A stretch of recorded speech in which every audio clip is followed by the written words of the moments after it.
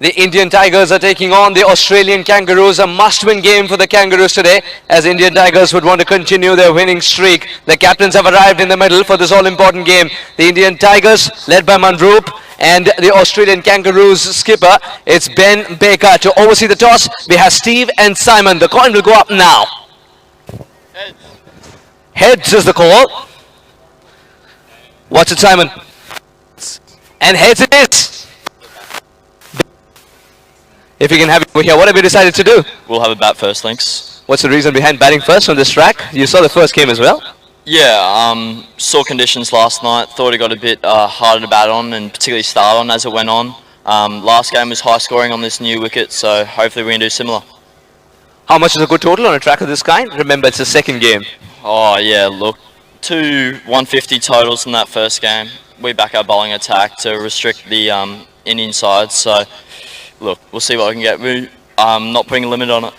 Last game was a learning curve as well, Ben. Not just as a skipper, but in terms of the balance that you've got in the side as well. Any changes? We've got 2 guys out today, Harley Malpass and Matthew Holmes, and then we've got Addy and Harry Sybil coming in. Have a good run ahead. Thank you very much. Manroop, आप क्या करते हैं? हम bowling ही करना चाहते थे इस wicket पे, क्योंकि हमने डिफेंड अच्छा किया।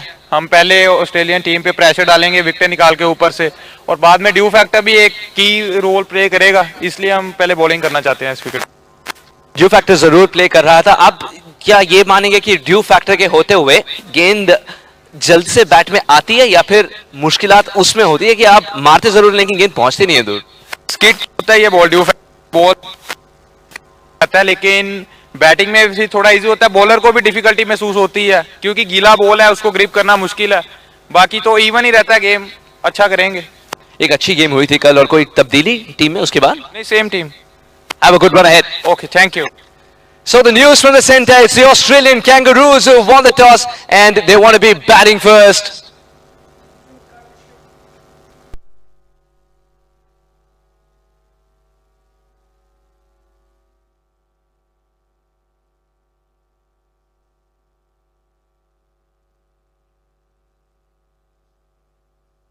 And before we begin the game, we would like to do so with a patriotic feeling, with the national anthems being played of both the teams. I request all those able to please stand up to the national anthem of Indian Tigers, the national anthem of India first up. Want to go with Australia first? The national anthem of Australia first up.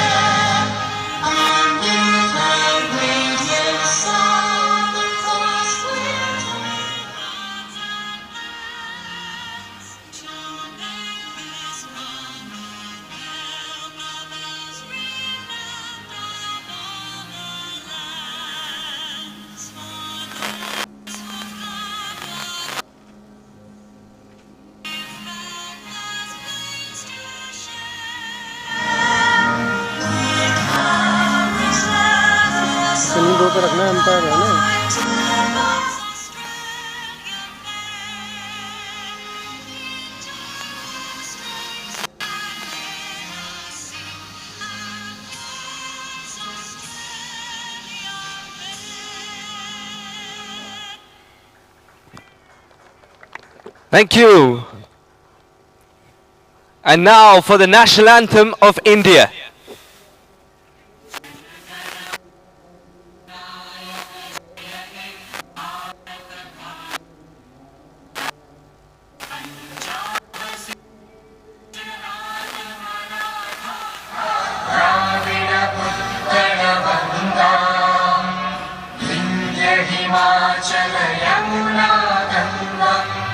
चंचल जलधि तव शुभ नामे जागे तव शुभ आशीष मागे गाहे तव जय गाथा जन गण मंगल दायक जय हे भारत भाग्य विधाता जय हे जय हे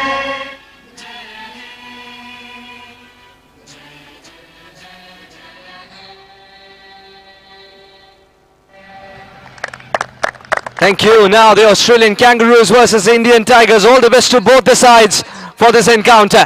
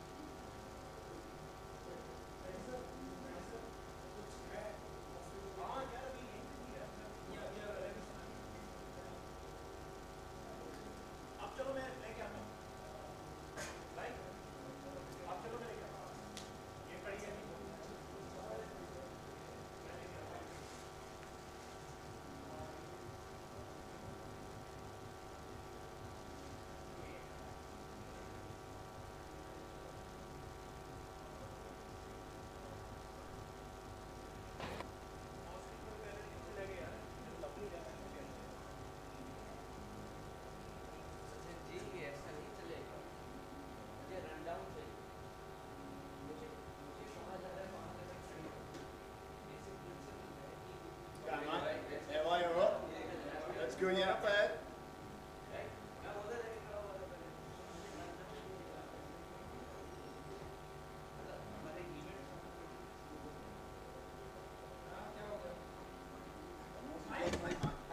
Aussies love me. Ah, they do. Oh, they love me. That's one thing that Aussies and I have in common, it seems.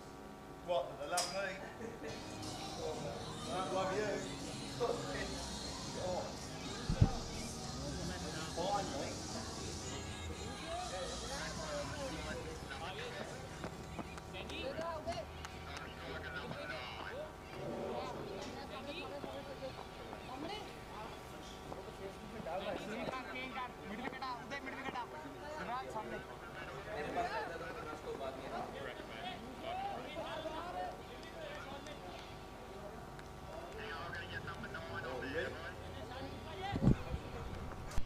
Sir, can I please get leg? That's your leg there, mate.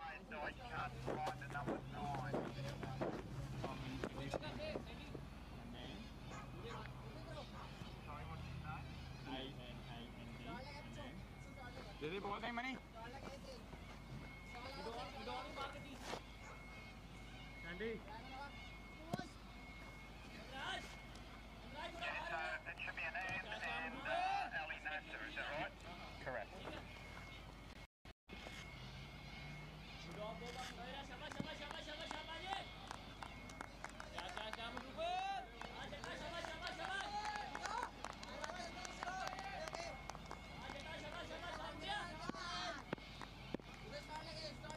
Let's play.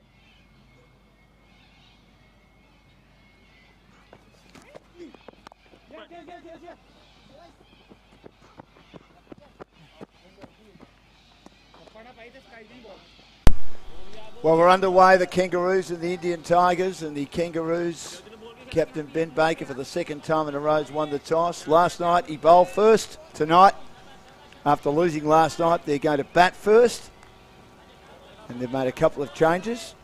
Adita is one of the players that has come into the team. And Matt Holmes has gone out. And Sapel has come in as well. As playing close to the body is Adita from Manroot Singh, who's kicking off the attack, who was outstanding last night. Helped lead his side, or yesterday afternoon, to a big win. And we've just seen an unbelievable game of cricket. The Lankan Lions have run down 155 with 3 balls remaining against the Pakistani Sultans, whose fielding did let them down a little bit in the back end of their innings.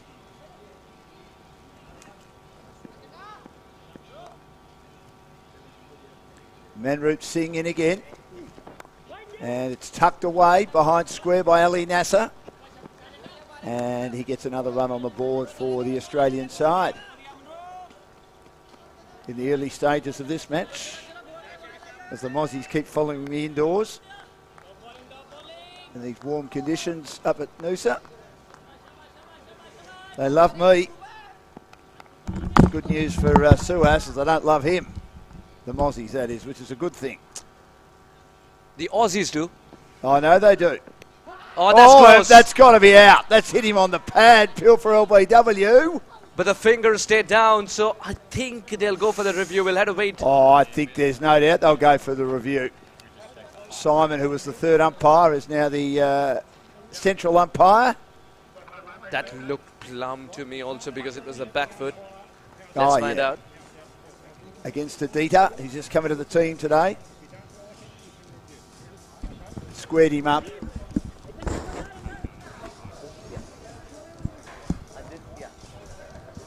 Aditya is the correct pronunciation. Let's have a look. He's a tallish player. That's pitched in line for sure, and it's hit him in front. And the back pad, isn't it? Only a bit of bat can save him here. Have to see if it brushed any part of the willow as it went past. Give it. Yeah, give it out. The review retained and the batter is walking back. The perfect result for India. Mandru provides the early breakthrough after being asked to bowl. Australia needed a good start and they haven't got it. They didn't get it last night.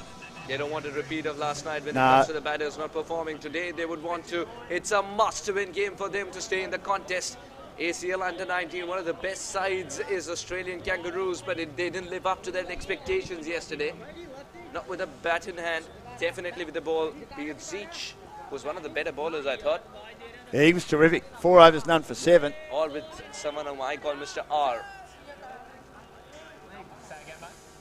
Gee, what a good bowler this man is. Took 2 for 9, made 26 off 10 man Reuben. Outstanding cricketer. And we did speak about the fact that what's he got that makes him special? He's got a lot that makes him special. And I'll tell you, his demeanour off the field. That's another aspect. Very impressed by. Very calm, composed for someone of his age. Leadership. The leadership qualities, yes. You do not find that in the market, do you?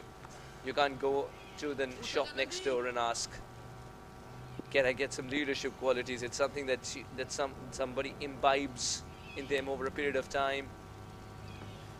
Builds them, or poor delivery. Down the leg side. The Indian Tigers is predominantly... Harrison Zanis has come to the crease. Yeah. Indian Tigers predominantly from Amritsar. Predominantly from the northern part, Punjab. So the kind of cricket that's played in Amritsar is very, very cutthroat competition. And very, very aggressive cricket. To find somebody from breathing that air but still be so calm and composed is something that took me by surprise. And that's Mandru for you. Well, straight away, I'm thinking leadership. I look at Cam White, who was captain of Victoria. David Hooks, the late great David Hooks, loved him, made him captain of the Victorian Shield team at 20. Graham Smith was captain of the South African team at 21 as he was establishing his spot in the team. That's definitely missing. Oh, the 3 stars. Down the leg side and also a bit high, I think. 1 for 4, last ball, the first over. And down the leg side again. He's bowled a couple of wides in this over. Ian has joined us up as the third umpire. He was, of course, out on the field with Steve for that terrific match, high-scoring match between the Sri Lankan Lions and the Pakistani Sultans. The Lions getting over the line. What a good game of cricket that was, Suhas. Oh, marvellous indeed. Now concentrating on this one, which is even greater in terms of the results it can produce. Kangaroos need to win this one. Manroop is struggling to find the line. Getting a lot of swing down the You leg usually side, do isn't not he? get this. You usually do not see this after someone has trapped a batter in front earlier in the over. Half an over of wides itself. It's getting swing but no control. Testing times for Manroop Singh. Can he get the Yorker in earlier in the game itself? And that short Not. pulled away I don't think so. and caught on the boundary. What a catch! Simple as it gets. Manroop Singh's picked up another wicket. Oh. And I do not think Harrison was in control as he played this shot. He swiveled all right, but I don't think it was very deliberate. He ended up checking it. Straight down the throat of Payush. I thought he got enough on it. What Mind a you, good we've been a bit catch. deceived by the sixes today, haven't we? Yes, I don't think he played it deliberately. Look at him. It's just a reaction shot and didn't go full throttle. Piyush has taken one of the wonderful catches that he ever will. If it is Piyush. Yes, it is indeed. Great boundary awareness. Made it look so simple. Kangaroos are tottering again. It's 6 for 2. Most of the runs again have been extras, a bit like last night. It was a real issue for them to make runs. Oh. And just Yes. the top order not working for them.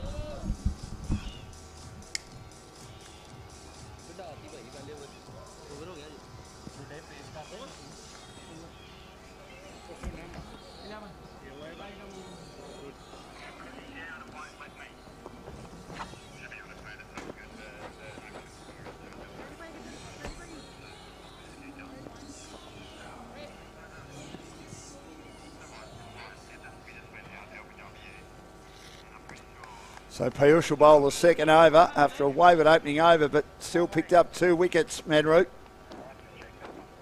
You can forgive him for the wides because he got 2 wickets. His figures 2 for 6, took 2 for 9 last night. As the head coach for the Pakistan team makes his way in. And Piyush just going through his pre-match routine. Piyush getting the new ball Yes. from Jammu. Piyush Kant in the team that's predominantly from Amritsar. Piyush Kant, who actually speaks the tongue, mind you. He speaks Punjabi. Right. Piyush in again, bowls, and that had a good bit of ball. swing on it, didn't it? And Ali Nasser defended it nicely as Ben Baker comes to the crease with a score of 2 for 6, batting up the order. Yeah, Ben Baker batting up the order today, and Ben Baker hasn't left many boards in which his name's not there, especially when you look around the recent Thunders tournament. I can see Ben Baker right towards where our director is seated, towards our left. 55 not out. Is it the same Ben Baker though? Not sure. Could Oh, be. that's Top edge again. Control aspect of it. It's gone. I think he had his heart in his mouth just for a moment because he's seen his partner get out in this manner. But it sailed, didn't it? It sailed over the head, backward point. Oh, not Ben Baker. It's Chris Baker. Cruz Baker is the batter out there. He got a big 6 last night. And Chris Baker there. Ali Nasser 8 off 4. Cruz Baker is the batter at the crease. That's wide of the off stump. He took the pace off that. Umpire Steve, doing his second game tonight, has called that a wide. Hope he's been protected from the Mozzies. Almost certainly have not been.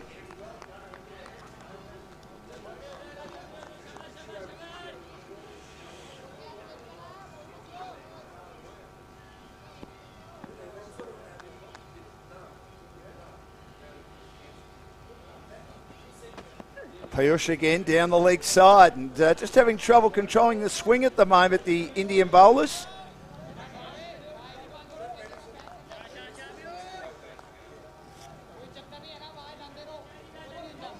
So Cruz Baker in with Ali Nasser, and Australia getting a few extras at the moment, early stages of their innings at 2 for 14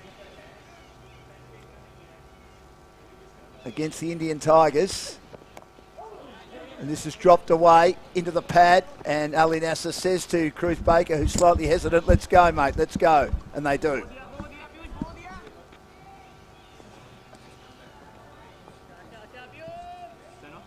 Just to iron mill. That's it. He's taking the middle stump guard.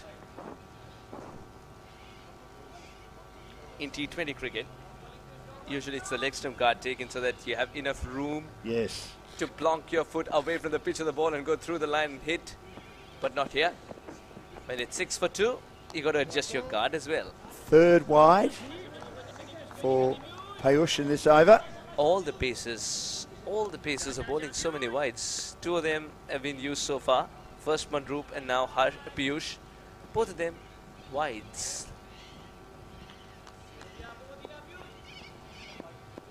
A lot of wides. Why do you think that's the He's reason? having And, trouble controlling the swing. and it's for the right-handers mostly. Mandroop was bowling from the other angle, remember? Oh, it's a That's gone beautiful through. shot. That's a great shot. Slightly over pitched. Look at that. Again, it's the ability to pick the gap. Suhas. I mean, there's not much of a gap that existing between point and cover on the offside. He has picked that gap. Marvellous shot. Yeah, great shot. It was just there to hit as In the well, slot. and he went through with it. Just love the fact that he's someone who still searches for opportunities despite the scorecard reading a different story. That's the style of cricket that he plays. Cruz Baker. Oh, good ball. Just love the comeback delivery as well. Well defended too. A couple of wides, 6 of the first ball. Piyush. He had to ensure that he doesn't lose control of the over.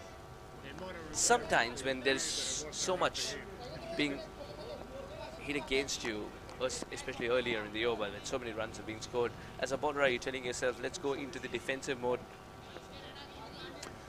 Well, probably. I mean, it's It's the just first over of his. Yeah, it is. It is. I mean, you're trying to attack. They've got a couple of early wickets. They can go on the attack a bit. Good ball. Yeah, cut him in half. Great delivery. Bat and pad. Bit of bat is what has saved him. A slightly longer over for Piyush because of those wides. 20 for 2. I mean, it's a bit humid too, so they might be just having trouble controlling the swing a little bit.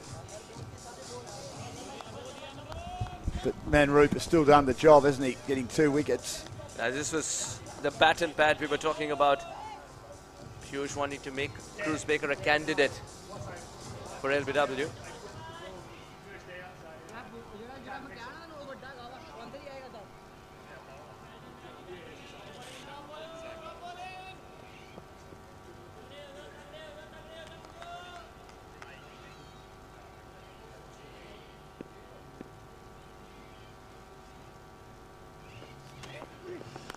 Oh, look Slapped at hard. that. That's a very good shot. It was sitting up and asked to be hit.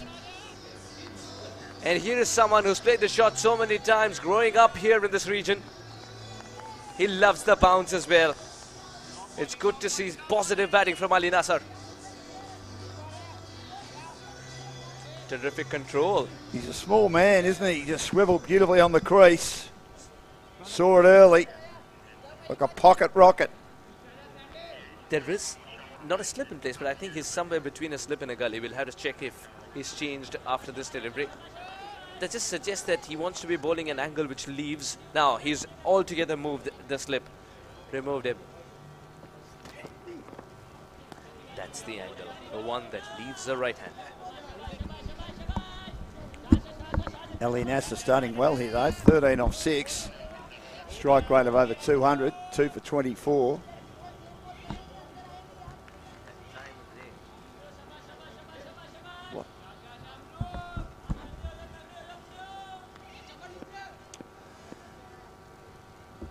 Third over. At least they're getting some runs on the board, the Australians, despite losing those 2 early wickets. As Wanting to be cheeky, and that's cheeky enough. It's going to be 4. Ali Nasser is not batting as if 2 wickets had fallen early. He's batting the way that he usually does. 17-7. What best counter-attack can you get better than this? I don't think so. This is the wonderful counter-attack. Well, I thought he was ramp-shotting that. In the end, he stepped right across his stumps to the offside and played a hook shot over the top of the stumps. That was an extraordinary shot. Manroop Singh is the captain as well. He's wondering where to set the fielders now. If that's the kind of shot, you can't set a field to it. Well, you can't. That was a dangerous shot, really, but it was a good shot. It's been a different 9 balls so far for Manroop Singh. It's been a difficult 9 balls despite being amongst the wickets. Much better. Still got 2 wickets, that's right. Yesterday he was telling me the importance of being coached by Sharad Lumba, TP Singh, the coach. These are 2 people who played IPL, as I told you, have been in the IPL setup. Yeah. Terrific stuff from Nasser. Just accepted the pace onto his bat. And if he continues to play innings of this kind, then he is going to very soon have a sticker on that bat too. Well, that's true. The Australians need a big score. We've seen Sri Lanka get a few big scores from their top order. We've seen the Indians do it yesterday, and we've seen the Pakistanis do it. The Kangaroos have always been under pressure when it comes to batting, isn't it? They've always lost the early wickets. Today is going to be a different script if Cruz Baker and Ali Nasser can get going. Nasser is marching to his own drum beats. He's not looking at the scorecard, and sometimes that's good. I heard Nasser Hussain say that if you lose 2 early wickets, even in T20 or Test matches, you don't want goody two-shoes coming out to bat. Really? You want someone who can counter-attack, come out to bat. India did that for a while, especially against Australia and England, when suddenly Rishabh Pant used to trot out. Yes. Yeah, and he's very good, wasn't he? Outstanding. And he just used to play it the way he saw it. It wouldn't have mattered whether it was 48 for 5 or 367 for 4. He'd come out they'll play the same way because that's the way he plays. Absolutely right. You've got to do that. 30 for 2. You can't be someone you're not. I mean, look at Pujara. He just plays the way he plays. He's very good at eating up balls, and he helped India win that Test match in Brisbane, the miracle win. There's a musical chairs. There is. We'll try and give you the music there. 4 people. No, I think she's not even competing. She's got her own chair. Yes. She's the queen. Yes, she is. She's got the throne. Bit of pushing and shoving in a nice way, of course. He's your man. Sandeep Nishad is outstanding in the field yesterday. Terrific indeed. 2 fielders masquerading in one, Dan. Sandeep Nishad. I was talking to his friend last night around 2 a.m. He calls me up he's in Fresno. Right. In California, as he's played another game of cricket. And Sandeep and his friend Aditya played a lot of cricket together, and he was telling me how Sandeep is someone who grows from strength to strength in any tournament. So watch out for him as this tournament progresses. As he gets to know more about the surfaces, the oppositions, he's a different kind of a cricketer. He unleashes himself on others. Have you seen those cricketers who probably do not get going first game, but as the tournament progresses, get better and better? Well, there's a lot of players that produce their best when it counts. Not saying that you shouldn't produce your best when it counts in the first game. It does. But when you've got the big matches, the big moments come up. And you might necessarily dominate a game, but you might just have special moments. Cruz Just got a feeling he's like that. There's a hint of swing for Sandeep, and Cruz Baker on that occasion was a little tentative.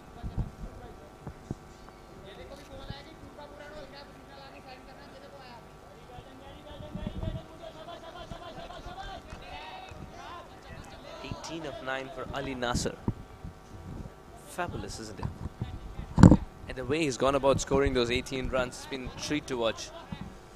Well, he's picked the right deliveries to have a go at, hasn't he?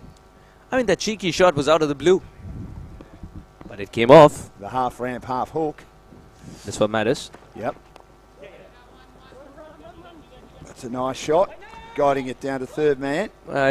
It's good thinking once again. They've covered the angles really well, the Indian Tigers, after that cheeky shot. Sometimes as a bowler, you got to just tip your hat off and say, well played. You deserve that boundary. It was one such moment with Ali Nasser being cheeky enough.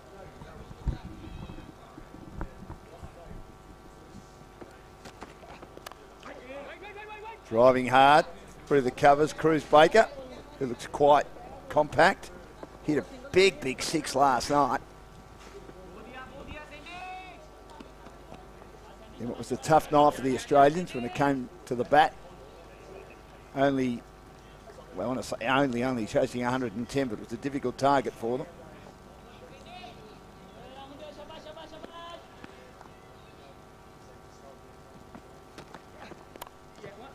Oh, he drives that nicely. Over pitched.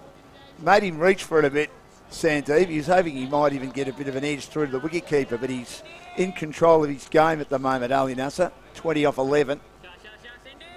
2 for 34. So the run rate's at 8.87.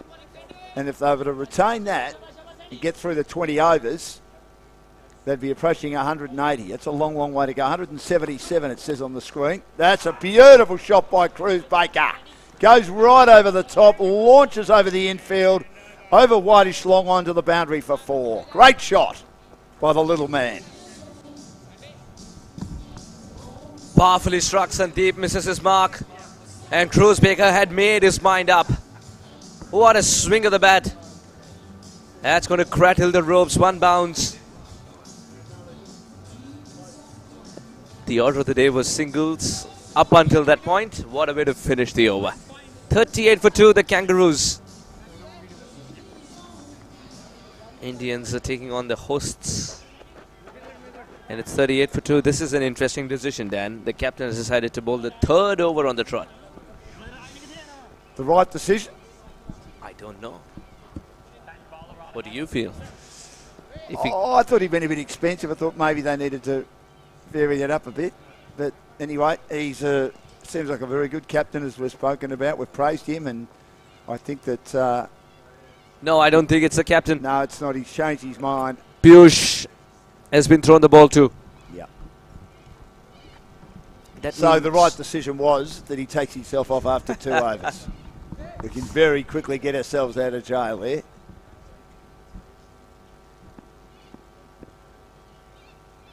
So Payush, and it's pushed into the onside. Good running. Very good running. He looks busy, doesn't he, Ali Nasser? The cricketing maturity that you have in this part of the world is just immense. And the fact that it's permeated into crowds of all kind, including the inclusivity that we see in this beautiful sport. I think we are witnessing one of the best under-19 tournaments ever. Be it representation-wise, be it the skill-wise, the kind of games we're getting. They're just knocking it around the corner here, these two, as they settle in. Cruz Baker's got a dozen. And if he gets one more, he's got his namesake's dozen, a Baker's dozen, which is 13. Ali Nasser, 21. Piyush. Beautiful shot. Yes, he punches that nicely. Sometimes you got to award a boundary just in case it goes beyond the wall that Indian Tigers have created on the offside. You got to bowl to your field, and certainly the Pakistanis did that last night. And a lot of teams in T20 cricket tend to have the stacked offside field, especially early days when you're only allowed the 2 fielders out. Drives that nicely. He's getting him in the middle a lot, isn't he? Which is good for Ali Nasser. So he'd be comfortable within his own skin the way he's batting.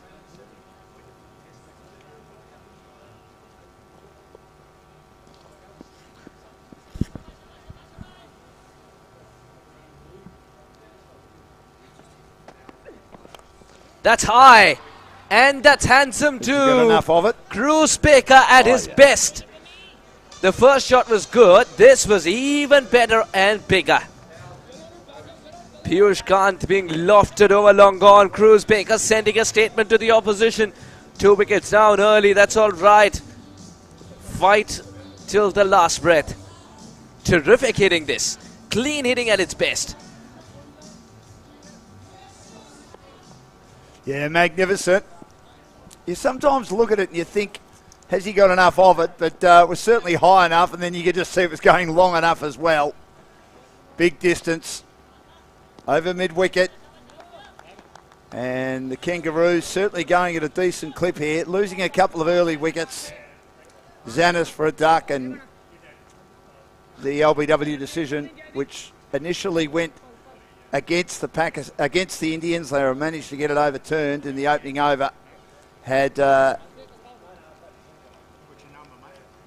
Eddie Ali given out after initially being given not out for one, and of course Zanis was out for a duck. 48 for 2 in 5 overs. The Kangaroos. It's a brilliant fight back, and the spinners will now be introduced. Spinner for sure. Pratham Pal Singh. He was very good last night, wasn't he? Oh yes. The best in Khalsa College.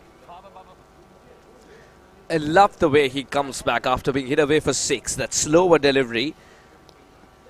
That spun away from the right-hander, picking up that wicket must be so satisfying, and you need a very big heart and the courage to bowl it, toss it up and bowl it slow after being hit away for 6.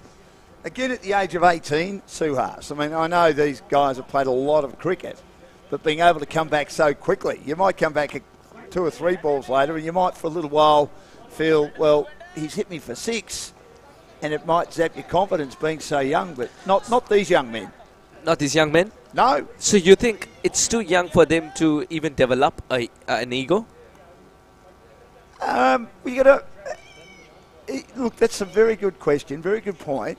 Ego and confidence to me are different. I think you've got to have confidence in your own ability, and some say, well, confidence and ego are similar, but it's not bad to have a healthy ego and confidence, as this is lobbed away just over the head of, he was deceived in Ali Nasser. It's an interesting shot. I think it's okay to have a little bit of an ego, but don't flaunt your ego too much. I think keep it in control. But confidence, if you have confidence in your own ability, when I have confidence in my own ability, I can do a good job. And you have confidence in your own ability, you can do a good job, and these cricketers are the same as well. I think ego is a bit different, but deep inside the crease, will tap it away and pick up a single. That's a better way to deal with Pratham Pal Singh if it's not there to hit. But they say that elite sports people need to have healthy egos. I mean, I've seen that some of the Australian cricketers, especially when they come to India, the Indians try to bowl to their ego. For example, Maxwell, you sometimes try and bowl to his ego to try and pick up his wicket. Well, I think it's worked a couple of times as well, especially for Ashwin. I think the big issue with Glenn Maxwell, even though the big show is, even though when I'm off commentary, I'm off commentary, I'm a huge Maxwell fan, and I still am, will always be. Shot selection at times, do you think? That's what makes him special, isn't it? So lives by the spot, dies by the spot. You can't live by the spot and die by a mash it.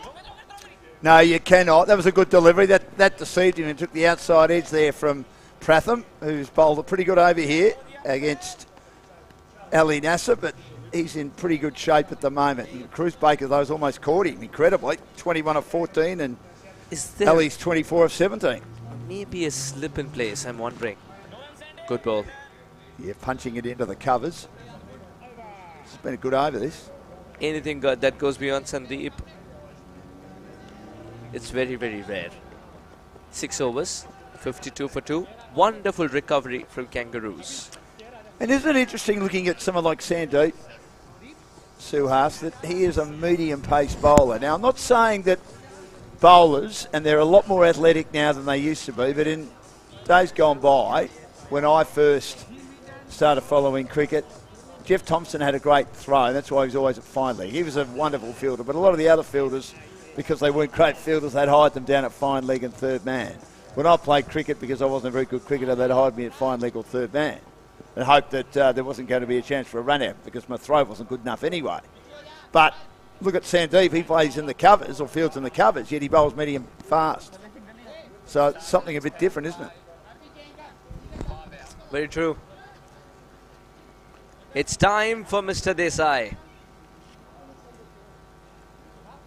I don't think we've seen him yet, or I haven't seen him yet. I have seen a lot of him in the US when he played for the East Bay Blazers in the Minor League Cricket Championship. Tell me about him. Oh, incredible talent, and loves to bamboozle the batters first up. Love the control aspect of Nihal Desai. And a captain's dream as he gets through the overs quickly. Nihal Desai. One that skids on the most dangerous delivery. It's that single. Is that a single? Direct hit is required. It puts in the dive. Ooh. There was threat coming from behind. I worry about running on an overthrow after, of course, Vitham was run out for the Sri Lankans today. But look at the commitment from Ali Nasser. Yeah, 100% outstanding. commitment. First the dive and then the recovery to come back for the second run. Marvelous indeed.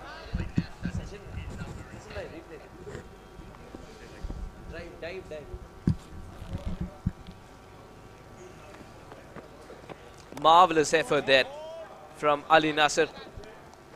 Good delivery from Nihal Desai, who was bamboozling batters left, right and centre in the minor league cricket championship. Now, had that been a direct hit, could have been touch and go, but it wasn't a good collect from the bowler. Now, I think I'll just get through this over first, because I think, as you say, Desai gets through them very quickly. I'm going to ask you about, I think I've asked you this question before, but how many teams approximately and how many leagues approximately are there cricket-wise in the US? Many. Many is the best answer I can give you. In the minor league itself, there are about 27. No, this should be taken. Oh, it's spilled. Would you believe it? The hard yards were put in to reach that cricket ball, but couldn't keep it under control. And Cruz Baker will make them pay for it. He got completely deceived by that. And he was looking to play the switch hit. And he changed his mind, and in changing his mind, he's topped the shot. So now, as a right-hander, something he's more comfortable doing. oh, I just don't think you play that shot so early. You don't. In the innings, and you've already lost a couple of early wickets, even though your run rate's pretty good at about 9 and over. I think he's getting into the groove where he can play the shot. Dan, I'd like to tell you that 56 for 2 is great recovery in a T20 game. It's a good shot, but they've got the cover, which is generally the first man that goes out. How good has as this protection. young man been? How good has this young man been? Inside the circle initially, now in the deep. Uday, 57 for 2 in 7 overs. Deserved a wicket. And this is why Nihal deserved a wicket. Baker doesn't get it from the middle of the bat. You do not see it in this frame, but it was a dive put in by Pratham Pal Singh. But that ball should have been taken. He reached the ball, but couldn't grasp it. He'll certainly learn from that, Cruz Baker, but you just don't, I don't think, change your shot mid-shot. You hear of cricketers having to check their shots, depending on the delivery, but maybe not change your shot. Pratham bowls, and this is carved away nicely by Ali Nasser. Out into the deep again. And he's looking really good, using the crease nicely, batting intelligently. He moves to 27.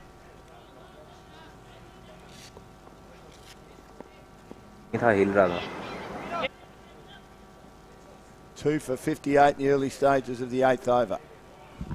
It's just been a good fight back by the Aussies. Gets beaten by an absolute ripper, the straight one. The bails are whipped off. But he wasn't going anywhere, Cruz Baker. Didn't seem to have too much idea of that one. That was a very clever piece of bowling. Yes, the foot was well behind the crease. Good change up again. Very impressed with this young man. He's going to go around the wicket. Past umpire Steve, it's a full toss. It's blasted down the ground, but only as far as long off. One of the fielders out. Now they can be out, considering we're past the 6 overs. It's 2 for 58. We're in the 8th over. And the current run rate's under 8 and over for the first time. This partnership building. He swings the next one nicely. But once more, it's cut off at mid-wicket. Straight to Happy. Harsh being his real name. Happy is what everyone else calls him. Is he always happy? Or is he always You sad? bet. You know, he's always happy. That's good. And And he's a staunch believer of Mahakal. Oh, that's a good hit, but straight into the hands. This time, no mistake from Piyush. Doesn't get the elevation, but boy, did he crack that ball. Cruz Baker was living dangerously, but has found the very safe hands of Piyush in the end. Big wicket for Pratham Pal Singh. The man whom he dropped the catch off. He's picked up the wicket. Yes, fantastic catch on the boundary by Push. Took it comfortably, backtracking a little bit. And just unfortunately for Cruz Baker, hit it straight down the throat of the opposition. Australia now 3 for 60 in the 8th over. Trying to build a reasonable score here. We saw the Indians make 162 yesterday in batting first, and the Australians, well, would love 150 at least. We saw a game earlier today where Pakistan, the Sultans, got 155 and Sri Lanka won off the 3rd last ball. Great game of cricket, high scoring. I think conditions will get tougher for a team to be chasing 150 tonight, but Australia are a long way from getting anywhere near 150 yet. But Ali Nasser's still there. As Sapel, one of the 2 new inclusions tonight, a left-hander. 3 runs and a wicket. Yes. It's been a magnificent over from Pratham Pal Singh. Speed suggesting 1 delivery left.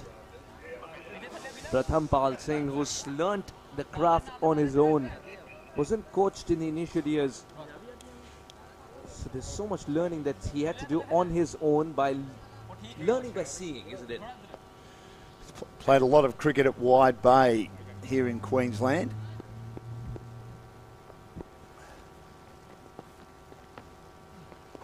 Beautiful delivery. 3 runs and a wicket. He'll take that any day. Pratham Pal Singh, 60 for 3, the Kangaroos. And this year he's made 761 runs in all games. Played a lot of cricket across the journey at 21.14, highest 83, and taken 26 wickets at 24.25, best 5 for 43. So a handy cricketer, and he's now got to try and be there with Ali Nasser and set up a big score after Cruz Baker went out in that over. Pratham Singh, 1 for 7 off 2 overs, has been pretty solid so far. 8 overs completed, and Desai to continue now for the Indians.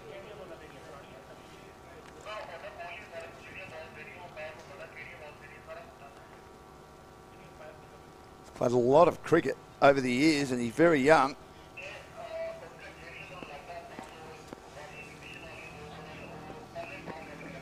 He tosses this up. This is whacked away by Nasser. But there are fielders everywhere in the deep at Whitish long on, and another run on the board. Got it a bit high in the bat, I thought, on that occasion, Ali Nasser. And he moves to 29 of 23.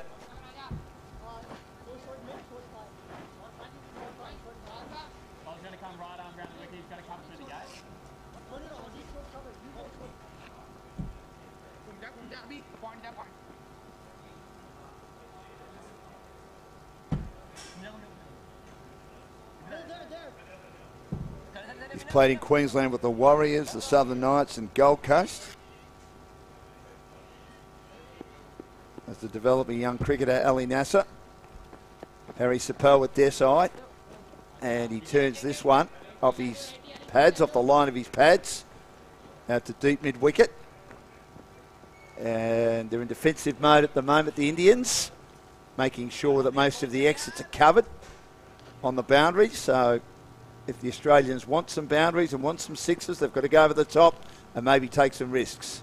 Ali Nasser, 29 of 23, gets one wide of the off stump, and he caresses and cuts fluently for another run. Nihal Desai has shown how big a turner of the cricket ball he can be. He's got the one that skids on.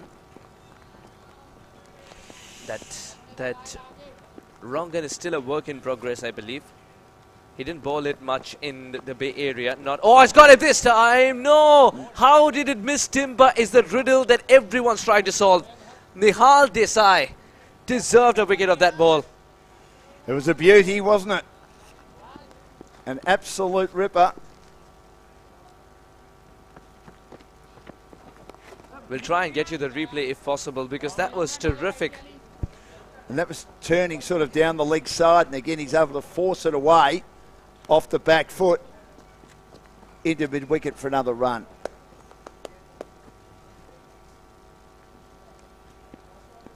Look at this, marvellous.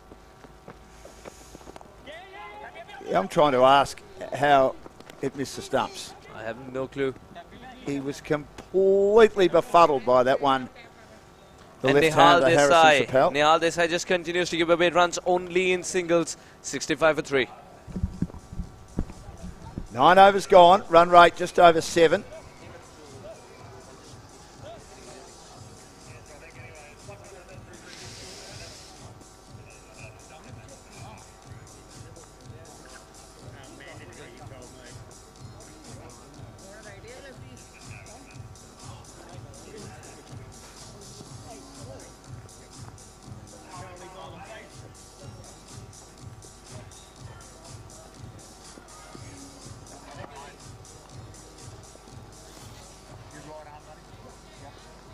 So, getting into the middle stages of the innings, Dilraj Singh is in the attack. He told me yesterday he absolutely wants it mandatory for the second game. Another one of the spinners. Pakistan don't have many spinners, bar their captain, Rehan Farouk. The Australians we saw last night only had Ben Baker. He bowls a little bit of hybrid medium pace spin. He opens the blade and works it to backward point. Dazali Nassar doing a good job for his country as he moves to 32.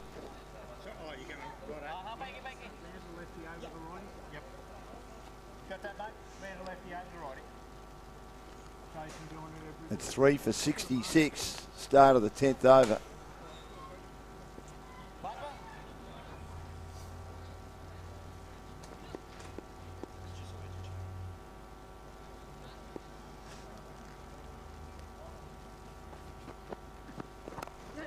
Here's Chappell driving with that front foot. And nice and fluent down the ground again. Still Raj is hitting the spot at the start of his bowling spell. Another one of these talented young offies that India have got in droves over in the northern part of India, as Suhas said a bit earlier. It's short, it's pulled away. Has he found the gap? He has. Great shot. The two fielders converging between mid-wicket and Whitish long on, but he managed to find the gap with a beautiful shot. It was short and he pulled it away. He's in good form, Ali Nassar. 36 off 27, 3 for 71. Here it is again. Took it from outside the off stump and pulled across the line correctly. He forces this one off the line of his pads into the onside and took the pace off it a bit. And he now has 37 off 28. And the Australians are 3 for 79. Almost at the 3 for 72, I should say, almost at the halfway mark of their 10 overs. It's been a nice innings by Ali Nassar. And Harry Chappell starting to work into his game. 7 runs from this over so far. Dilraj again. And he's on the back foot and he chops away through cover for 1. They'll think about 2. They ran the first one pretty urgently and quickly and intently and did a good job.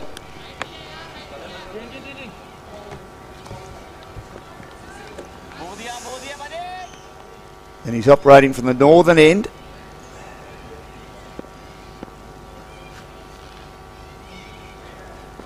Ali Nassar on strike. Drives it through the onside for 1. The two fielders emerge quickly to ensure there's only 1, and that completes the 10th, the halfway mark of the innings. And it's 3 for 74. Adia out for 1 at LBW. It was originally turned down, and then the Indians elected to take it upstairs, and the third umpire Ian had judged it out LB. So they're going to have a quick tricks break here at 3 for 74.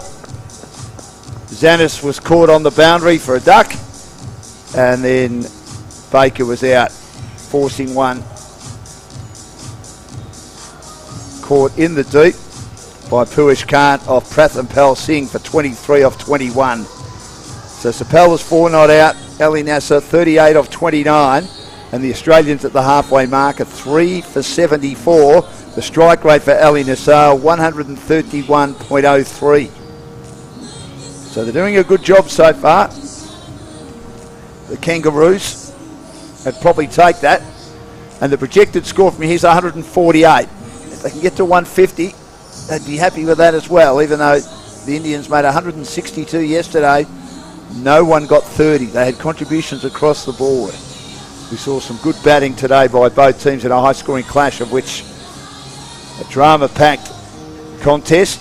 The Sri Lankans won. The Sri Lankan Lions won with 3 balls remaining. 5 for 160 in reply to the Sultans. 5 for 155 of Pakistan. So 1 win apiece for those two teams. The Aussies are hoping to join them on 1 win apiece, along with India, and it'll all go down to the last 2 matches tomorrow before the final here on Sunday evening. As we have a look above at the skyline, the beautiful trees on the outer side of the ground here. It is a lovely, lovely night for cricket.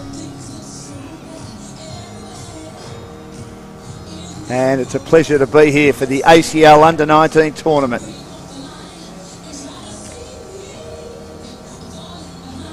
Two pretty good teams going well.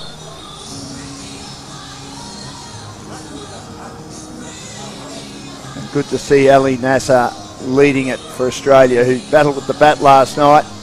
They elected to bowl first last night. It certainly worked as they restricted the Pakistanis to 9 for 109. Mind you, some valuable runs at the end. Got the score to 109 after Matthew Holmes was left out tonight. One of 2 changes in the Australian Kangaroos lineup. Took 3 wickets in 4 balls, was on a hat-trick, didn't quite grab that hat-trick. But the batting never got going in the dewy conditions that the Pakistanis with their bowling attack handled well. Their fielding today, they let them down a bit, dropping catches in the last over. Mind you, the Sri Lankans did also shell 3 catches in Pakistan's last over and made a couple of big overs run-wise to get their score to 155. So, Desai will bowl his 3rd over. Harry Sapel on strike at 3 for 74.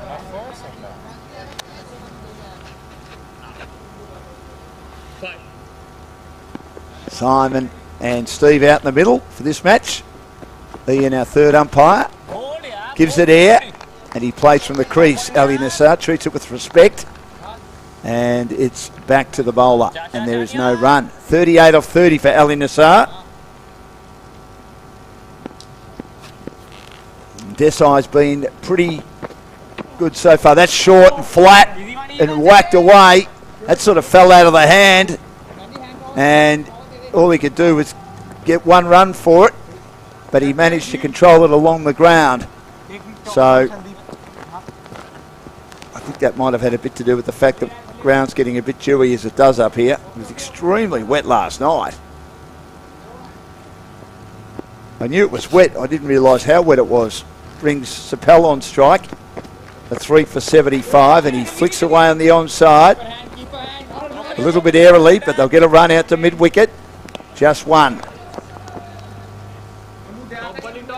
And it's now 3 for 76.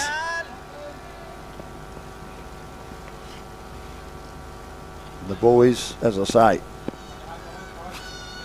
quite moist, quite sodden.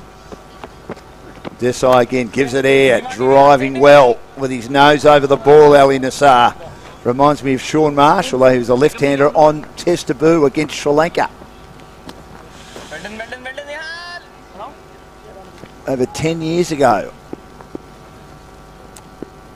made a magnificent 100. 3 for 77. Desai again. Comes back in, turns into the left-hander who forces into the offside. And no run. He's hitting the spot cleverly, isn't he? Making it tough for the Australians to score. He's around the wicket, gives it air, he goes high. Has he gone long enough here? Sepple, he certainly has. That's nearly gone out of the ground. It's always been a little bit deceptive. A lot of those balls have gone high. Have they gone long enough? And you only had to see that travelling. But that was going to be a 6, and it was a 6. We might have to bring the balls out because we're not sure where that one's gone. They might go looking for it, but good luck, ladies and gentlemen, boys and girls, in trying to find that. Great 6 by Harry Sepel, 11 off 9. Big, lusty blow down the ground.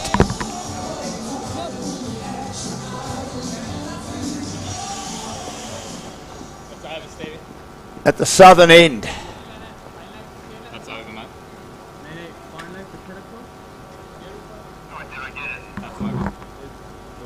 The Twanton end of the ground. The shop's just up the road from the cricket ground. Twanton Noosa Cricket Club, where Ben Lachlan still plays, and it's good to have Ben present the cup for the man of the match in the previous game, won by the Sri Lankan Lions. Played a lot of T20 internationals, some one-day cricket for Australia. His father Trevor played one-days and tests during World Series cricket and won one-dayer when that all come back together. In 79-80 and did pretty well, but wasn't picked again. Start of a new over. Manraj Kalon, who made some valuable runs yesterday in India's 152, is in the attack, so they've decided to bring a medium pacer in after going with the spinners for a little while. And Ali Nassar works it away for another run. 40 off 32. And the Kangaroos at the start of the 12th are 3 for 84. So they've recovered after losing 2 wickets in the opening over from the bowling of Manroot, the captain. And lost just 1 since. And he's beaten by 1 outside the off stump. Fending that one, which kept a little bit low, getting to the wicket keeper. Yep. Is it a brand new? No. And we lost that one anyway. What do you want? We hit that 6, so we've And changed at least the Kangaroos putting in a better batting performance tonight. With the way the bowlers bowled last night, if they bowl like that tonight, they could defend 130, 140. And that'll help as he flicks this one around the corner to mid-wicket. And it's stopped, and they come back for 2. Dilraj had a little bit of a fumble, but they still get 2 runs. As he came back just in the nick of time, forcing it off his pads for 2 more. And it's 3 for 86 in the 12th over. Liking Sepel's cameo at the moment, 13, including a massive 6. And this is a slower delivery that he swings at. It'll be stopped down. Fine leg, boundary. And they get some more runs. They all count at the moment.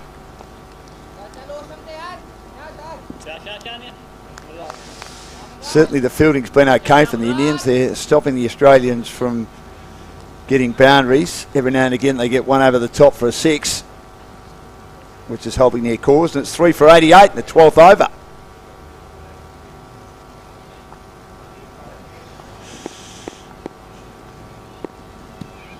Manraj Kalon in again.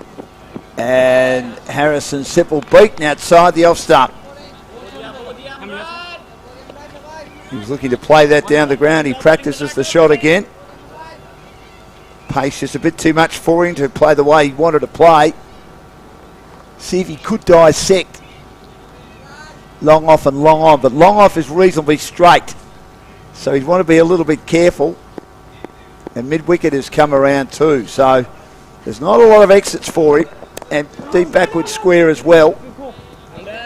And this time he just pushes into the offside. The good bowling outside the off stump.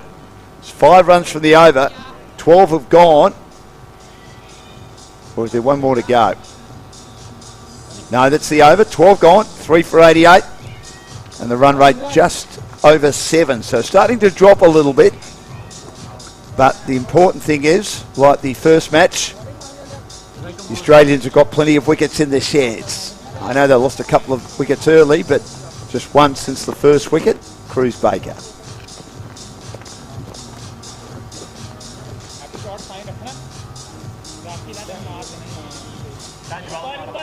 Happy Harsh, as Suhas calls him, coming into the attack now.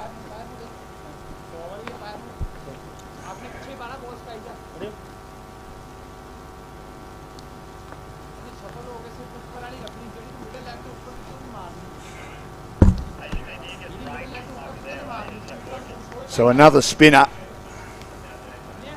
Ali Nassar hasn't as much of the strike in the last couple of overs. 41 off 33. It's a flatter delivery that he turns around the corner for 1. And that's all they'll get.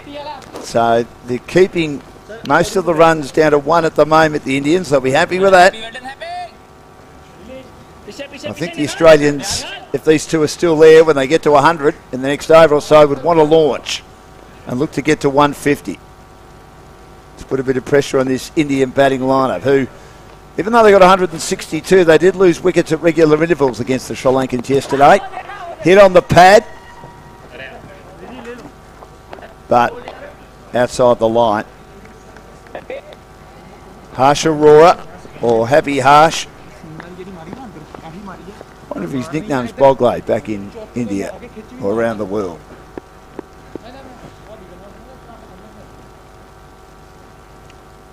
Couple of field changes being made before Harsh can bowl, and the umpire, Simon, has a chat to Steve, who likes to have a chat just to make sure that everything's in order before we get underway again. Here we go in the 13th over, and it's cut away by Harrison Sapel, and there's a misfield, and they run and they'll go for an overthrow. We saw a run out and an overthrow, which I just wonder whether the batters will be a little bit gun shy to do that again, but they don't. They come back for 2.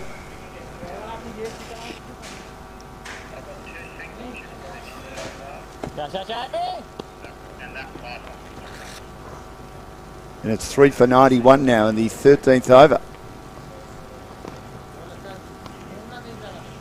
Simon, the umpire, wants to confirm something before going ahead.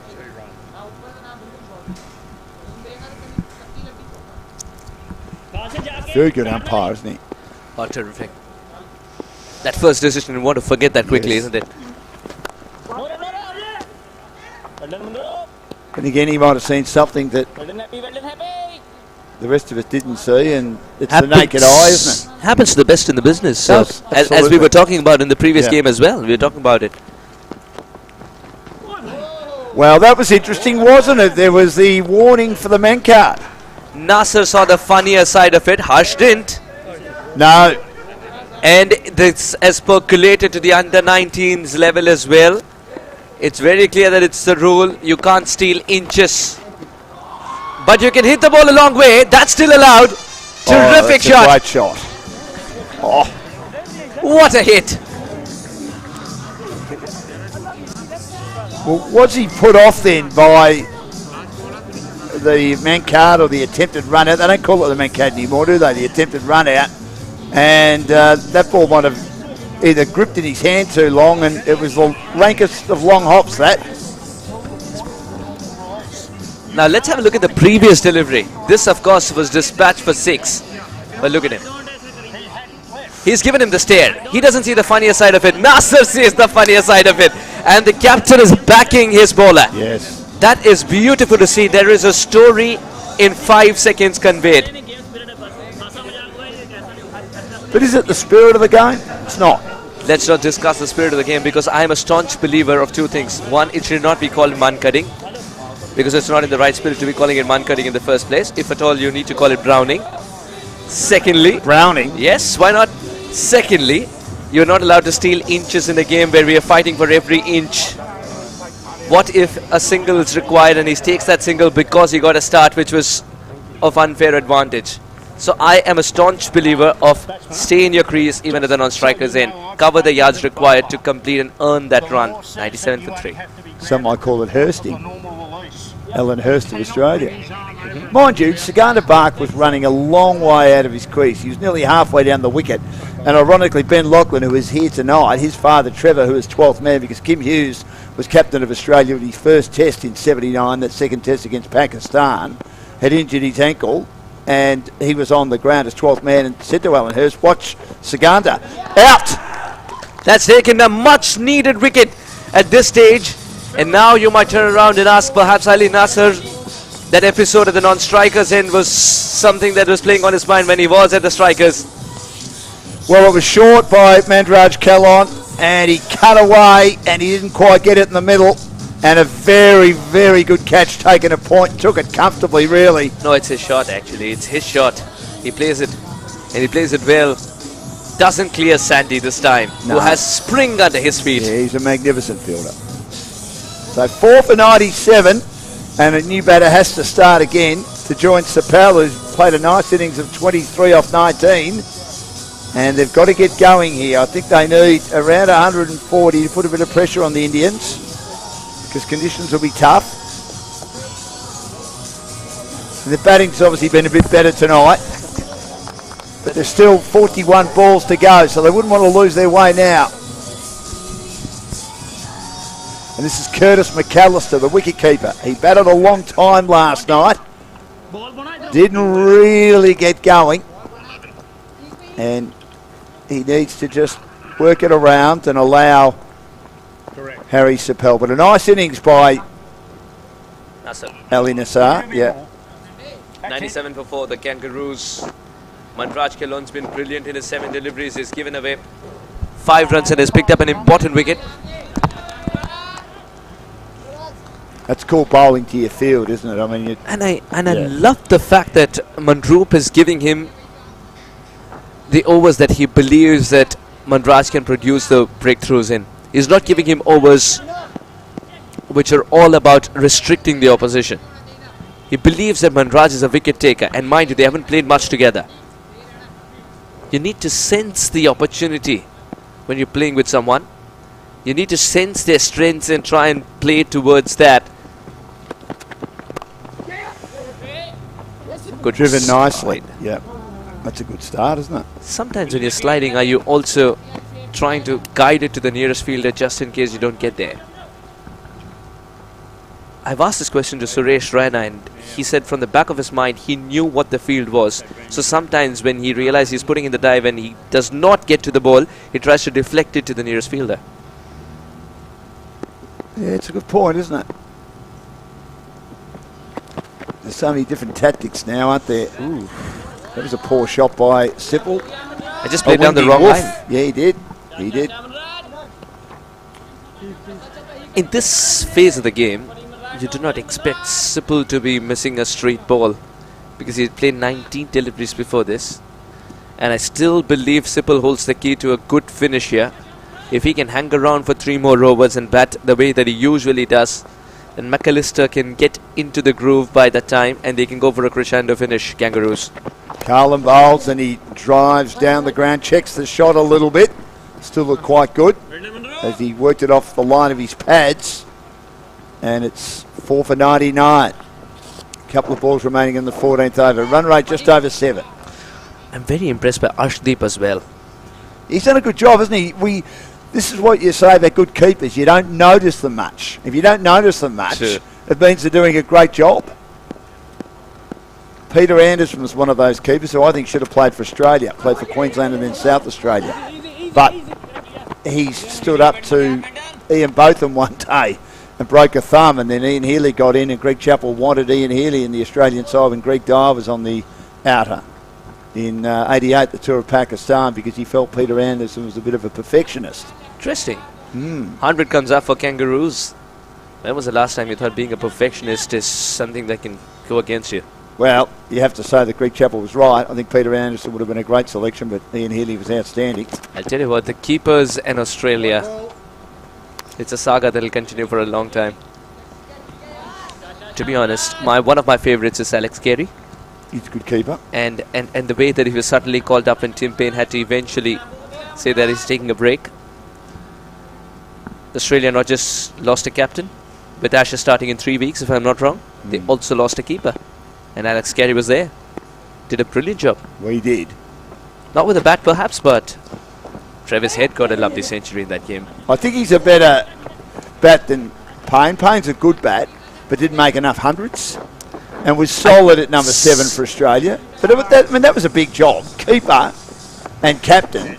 And you had to change the culture of the Australian team after what happened, of course, in that second test in South Africa. True. And it's very hard to be keeper and captain, even though they say that they see everything out there. Is there something that the danger area has been treaded on?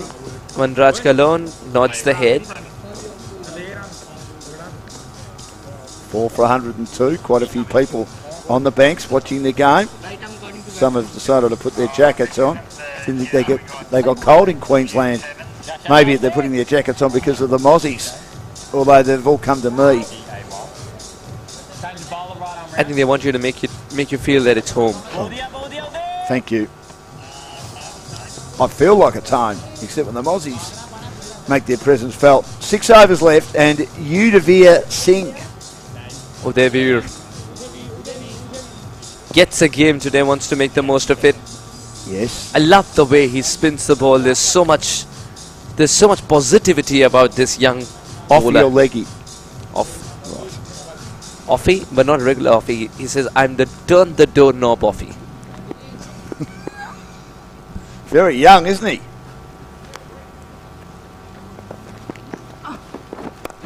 And this is flicked away by Sapel, but it'll bounce in front of the fielder out in the deep. He might need to increase the pace a little bit more because the ball's not turning much. Very comfortably played away for a single. 4 for 103 in the 15th over. So Sapel 26 off 23. Cruz Baker got over 20 and Ali Nassar over 40. Much better by the Australians tonight. He works it away to short third man but can't score. Didn't get it fine enough then from that ball that bounced a bit more than he thought. Still played it okay. Curtis McAllister, who wicket kept pretty well for Australia last night. He drives the next one fluently down the ground. Just for one.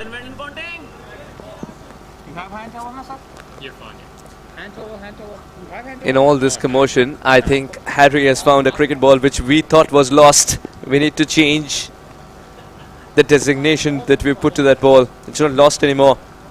Wonder where it was. Only the organizer knows the pains of losing balls. This might be another one.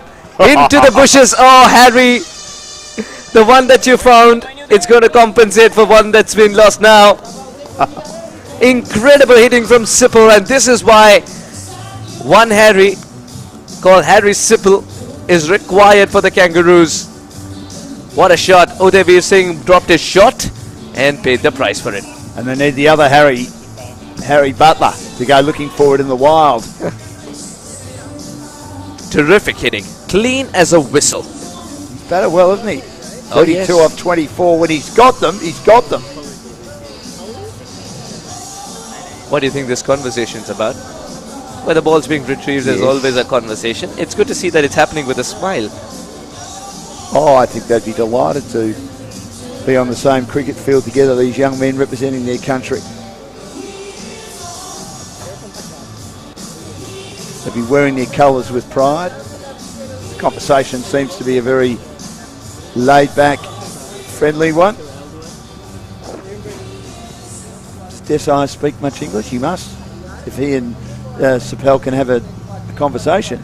What do you mean by speak much English? He's fantastic. Okay, well, I mean, some of them don't, So- do they? They all do they? From the current team that's playing in Yes, Indian Tigers? Yes. Well, they're very expressive in Hindi and Punjabi. English as well. It's just that a couple of them are a little shy, which is all right. Okay. They're not shy with the ball in hand or the bat in hand. That's what matters. He pulls this one down the ground as well. And he's going to come back for the second. This is good going running. to be dangerous, but they're home. Great running. Udeveer Singh's not happy with the second run being conceded. That's also because he's got a ball to Harry again. Would you believe it? I'll apologise for that. I wasn't sure how many of them spoke English or spoke English fluently. Remember, they're all young, of course. They're still finding their way. On that occasion, he didn't really get much connection there. He's looking to work that away through the onside as well, and it just dropped at his feet. 112 for 4 in 15 overs. Now, had that been a clean collect, Out by a mile. story could have been a little different. I love this angle, but I'll also tell you what that angle does is doesn't show the distance between the keeper and the stumps. He was actually further away, so it's not like he would have collected it and kissed the bails in one swift motion. He needed to throw the ball. It was that much of a distance we're talking about. So could have been touch and go, but still a better throw was required. He couldn't have whipped the bails off. Not Couldn't have reached to No. get them. Leg cut will get you most of the time. Yeah. So 4 for 112. From here, what do you think? Can they get to 150? 6 wickets in hand. You're talking about 38 runs. Possible in 30 deliveries. And that's where Mr. Kalon will have other ideas. Manraj. He's bowled pretty well. It's good to see him hit the right length as well, Manraj. Love the rhythm. And just as we speak of the rhythm, he loses something. And the best thing to do is to pull out of a delivery if you think you're 100%. Changing his fielding position. The captain's not going to be happy with the extra time taken, but that's all right if you can provide a wicket in the same over. Yeah, he's running backwards really quickly, mate. He's changing his fielding position. Yep. Are some of these bats custom made? Some of these bats. Must be. There's a lot of ex-cricketers that are involved in bat making. And there are a lot of current cricketers or bowlers who are involved in bat breaking. Yes. Beats the diving 2 runs. backward point. Good running again. Just love the way Curtis has supported Harry every time there is a second run to be taken. I just thought last night the Australians, because they lost wickets, were a bit paralysed to take it on for a second run. The intent has been there. I mean, they're sort of trying to set the game up here by batting first, and obviously if Ben Baker got the chance to win the toss tonight, which he did, they He thought, well, some of the we'll bat shots- first. He thought some of the shots that they played yesterday, they did not get the value for it. Half an opportunity at the non-strikers. They did not get the value for it is what Ben Baker thought, and I spoke to him at the toss. He said after the toss as well that the dew factor makes the ball come onto the bat beautifully, Dan. However, there are certain areas of the ground which are soaking wet, so the ball's not travelling. No, it's not. So Dew officially becomes the 12th fielder in What? his mind. That's as good a ball as we've seen. That is a Jaffa. This is where Manraj Kalon is so dangerous. He will bowl these in between. Look at the seam presentation. Yeah. Marvellous to watch. Off the Arshdeep would have enjoyed it collecting that ball behind the wicket. Wasn't much that Curtis McAllister could do about that. Just say, well played. Happens in this game, as we know, Suhas. Slower delivery, no. Opening the face of the bat, work to do for Uday. And he gets it under control eventually. It's getting a little difficult with the dew. You can almost sense it. The towels are out.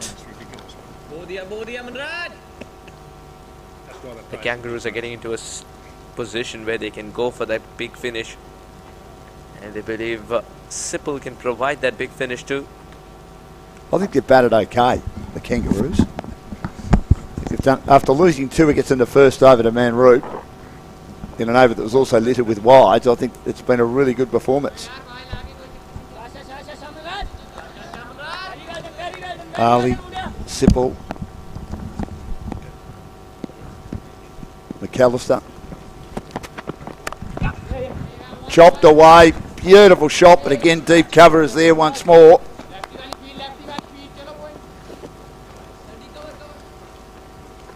And Curtis McAllister gets another run, brings Sipple on strike. One of two new inclusions for the Australians tonight. Matt Holmes missing out, despite taking 3 wickets in 4 balls in the back end of the Sultans innings last night.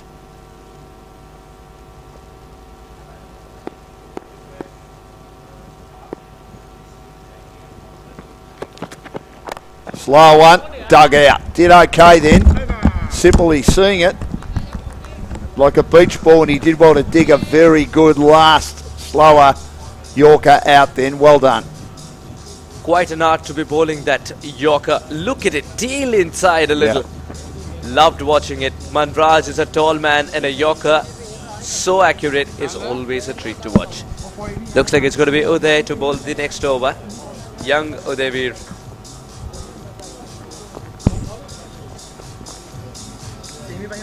In Indian cricket, you're thrown into the deep end when you're very young. How young? Is it too young or not? I've seen under 15 games where a 12-year-old is ruling the roost. Sometimes it's good to be young and being put in the situations because you don't know what fear is. Well, that's true. That's wide of the off stump, driven away. So, I mean, sometimes the vagaries of life, I believe, especially growing up in India, it's something that teaches you what fear is, especially from middle-class households, where you look for security compared to risk, the risk assessment factor.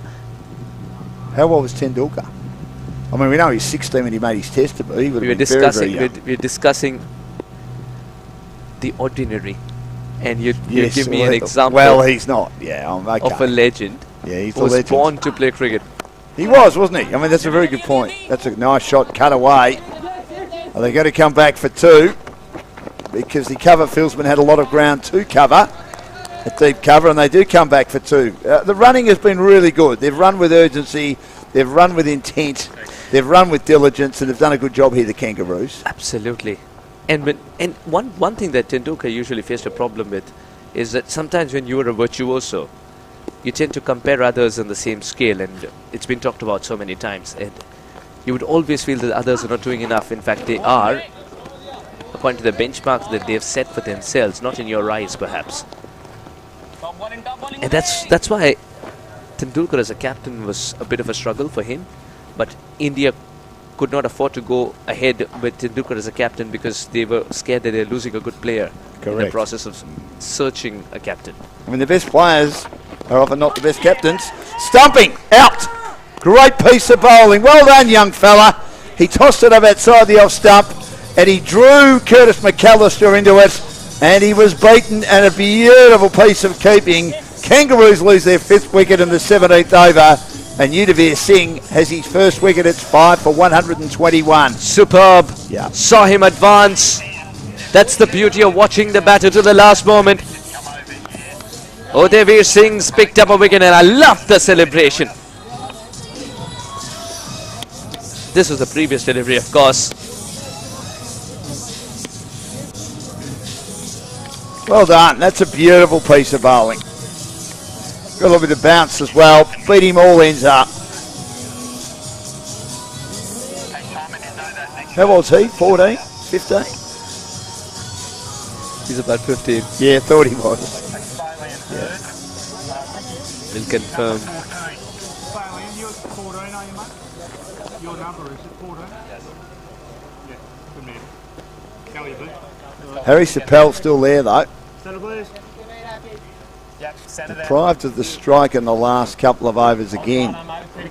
Can't let this slip, the Australians. It's been an okay performance up until now. 2 balls remaining in the 17th over. 4 runs and a wicket. Yeah.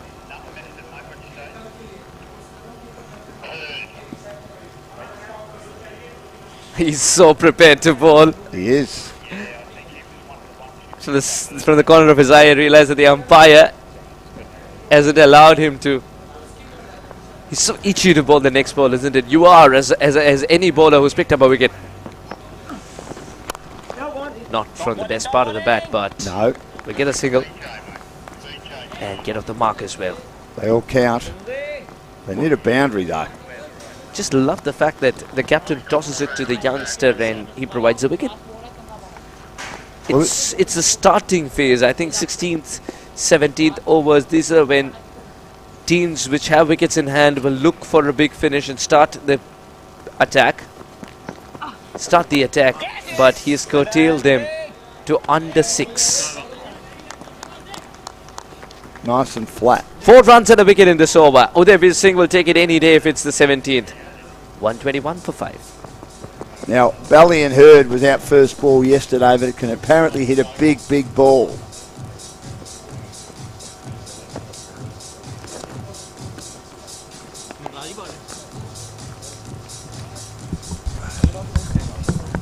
Celebrate. Yeah, that's good. Yeah. So he's got one so far, and I've got the score as 5 for 122.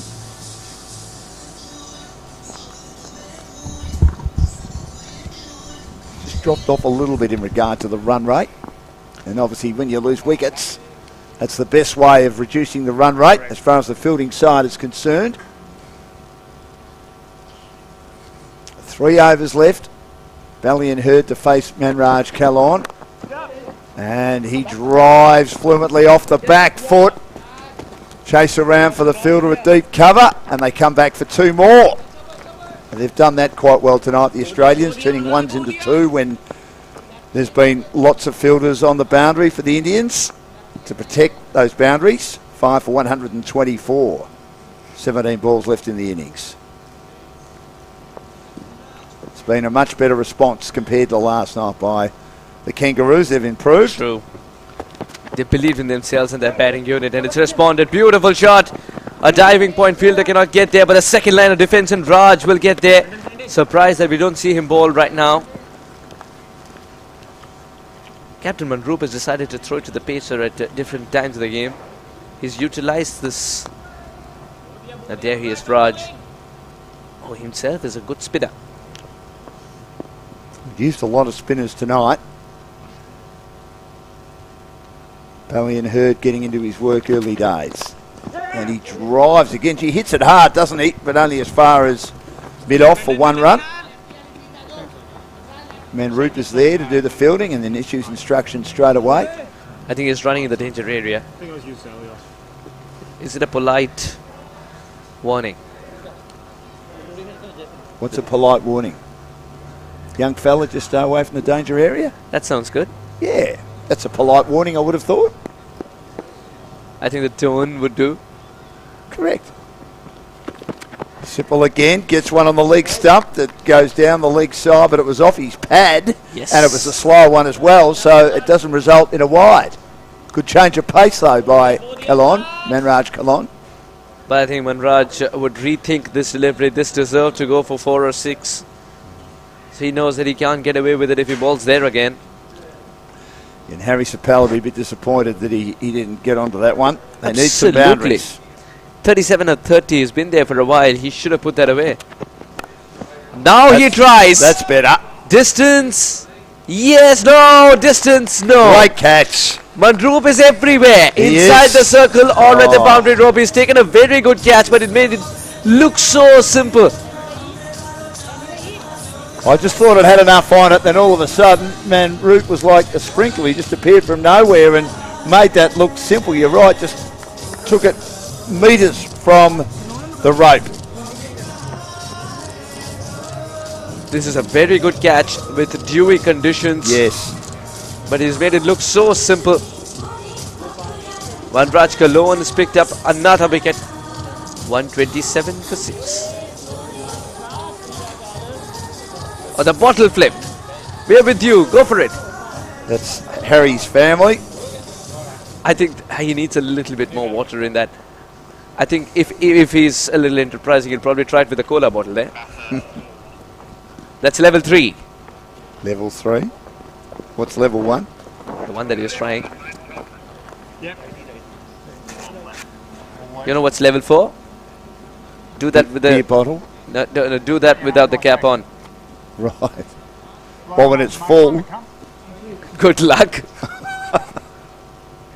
that might be level 10. 2 for 20, Manraj. And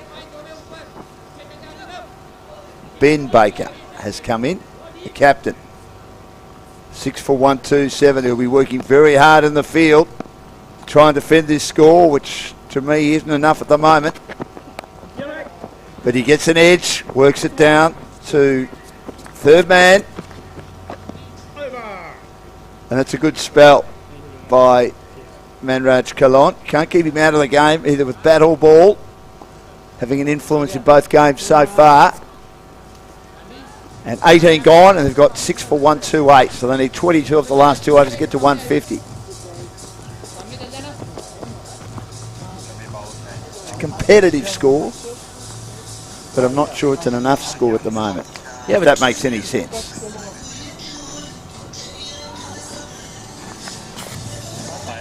Would be interesting to see who bowls the next over, the final over, because Piyush has got the ball in hand for the penultimate over. Mandroop, will he come back? Will Mandroop come back to bowl the final over, or will Nihal Desai, the leg spinner, get it? 9 bowlers. Yeah, 9 bowlers, just spoiled for choice there, Mandroop. I think it's going to be the pacer. It's going to be the skipper coming back. I thought it was Ben Baker that was the batter. It's Jackson Todman, 1 off 1, and Ballion Hurd 6 off 5. 6 for 128. He batted okay last night, Todman. How are the Indian Tigers doing on time? I reckon we started before 6, didn't we? Are they Check. okay? Good ball. Very good ball. Had to squeeze that one out. If he missed that, that hits him flush in front. It also came back in sharply. From did. that angle, it's a little difficult to deliver to negotiate. The one that holds its line is what produces the outside edge as well. That's Preet Saiya. What a singer he is. On the right, on the phone. On the left. On the left. 6 for 128. Yes, He's waving to us. Baji.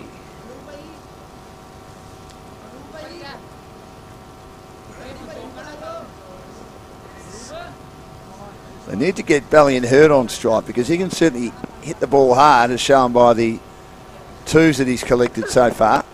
It's nudged away on the onside. Mid-wicket comes in, Courtney's heels a little bit, and they get a comfortable run at 6 for 129 now. So the target will be 130.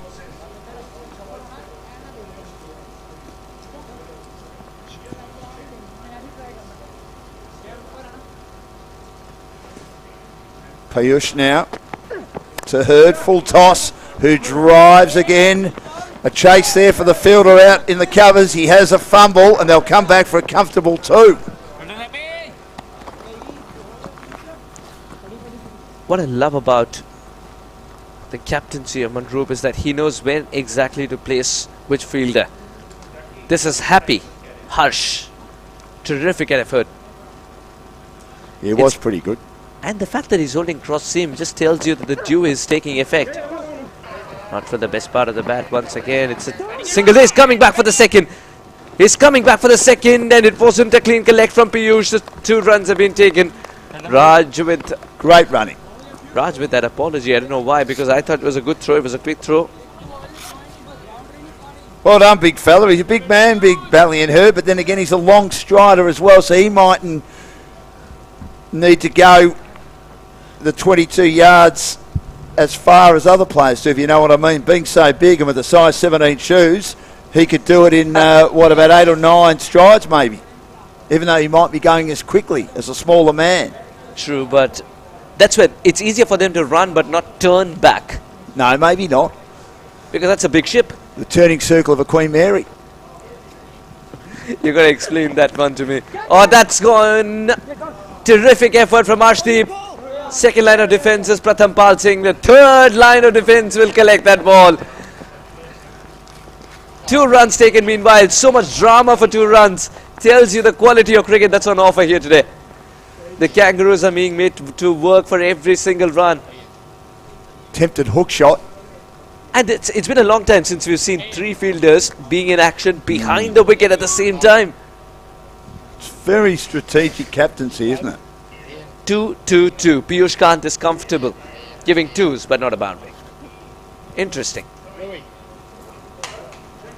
So you think from here they'll get past 140, and you take that. That's a pretty competitive 150 score. is still on the cards. Yeah, it's on the cards, but I mean the way that and Manrupa bowled the last over, provided he doesn't bowl wides, which he did in his opening spell. Yeah. You would think that it'll be very difficult to get under him and get a 6. But they'll need at least a 6, I reckon, to get to 150. There'll be any chance to get to 150. But I still don't think it's a bad score.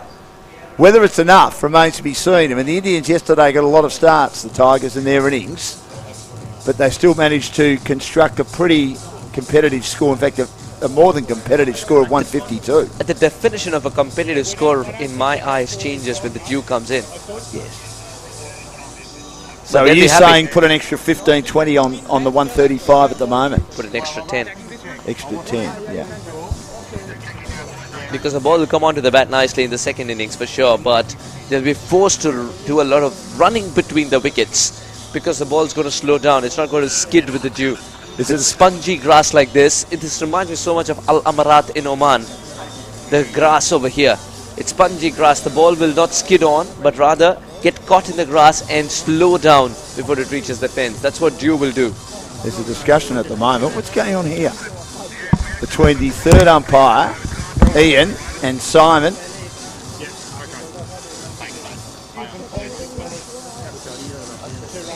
Who's the field umpire? The scorecard is being sorted out. It's 135, but it says 136 on the bigger screen. Well, we need to get it right, don't we? The batters do not like a break like this, do they? Nah. Especially when they're in the zone, scoring the singles and 2s very quickly. He's missed it completely. That was an incredible delivery. Very, very slow outside the off stump. 135 for 6. Can we have a look at that again? That was an amazing ball.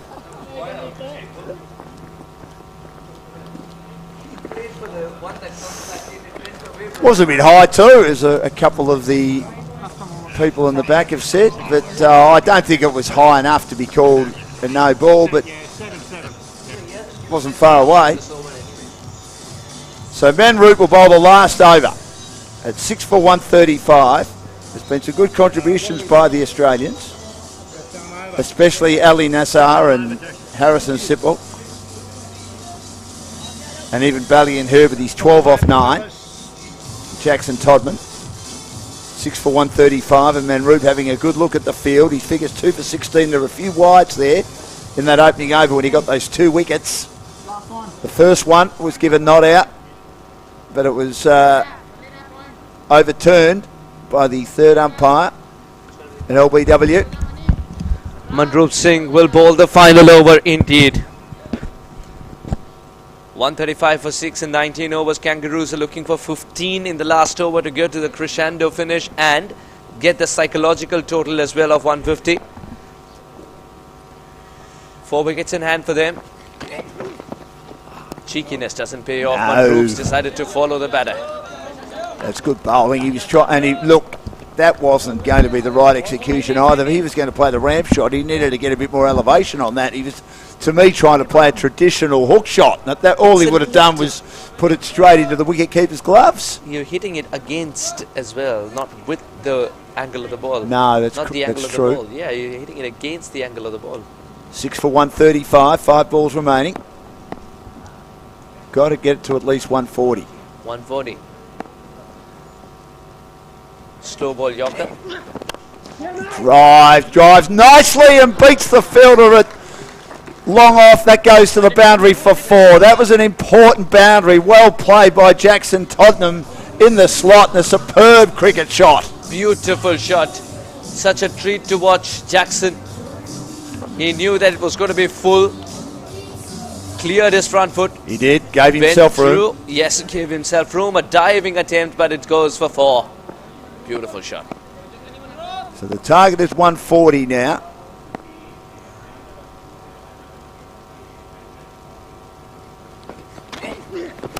Manroot bowls That's a and bigger hit. swings high and And long it's- and handsomely. Has that gone for 6 or did it bounce just before the rope? Steve is confident that it's only 4. I wondered whether we needed another look at that. It's a beautiful shot. Good shot indeed. Dissecting forward square leg and mid wicket. Just love the clarity with which he's Yeah. swinging the bat. Getting underneath it. Yeah. One bounce into the fence. 2 shots in 2 different regions. The result's the same, but Droop's got to make a comeback now. Ooh, has he flirted with the white line? He has! He wants to go for the review there, Mandroop. He says it's the last over. 3 balls left. I'm not going to carry the review home. Didn't he move over out of his crease? That's what Todman? the review is for, isn't it? Oh, that's okay. That's okay. That's okay. They're Let's see what the reviewing third it. umpire Yeah. says. That looks okay. That doesn't look like it's wide. White ball review. Let's see what the third umpire thinks. That's inside. Seems to be all right. Well, he did move away. But that doesn't matter. The lines are there. The line doesn't move. No, the line doesn't move, but it's inside the line. And, Yeah. and also you've got to take into account the fact that the line batter has only moved away to the moves. leg yes, side. the line only moves towards the left of the screen, not the right. But the offside rule in Yeah. club cricket was brought in this year that if you move in your crease as a batter, they will take into account the fact that the batter's moved. If the batter was standing still, But that's some batters who know that left arm seamers can deliver that wide a Yorker will do that deliberately then. Oh, he's ducked the wrong ball. And Mandroop is asking for the ball like Curtly Ambrose would. you know he mucked that one up. Because he was trying to sort of bowl at his body because he saw Todman coming. Valiant Herd can't get on strike here, but Tottenham's done okay with a couple of boundaries.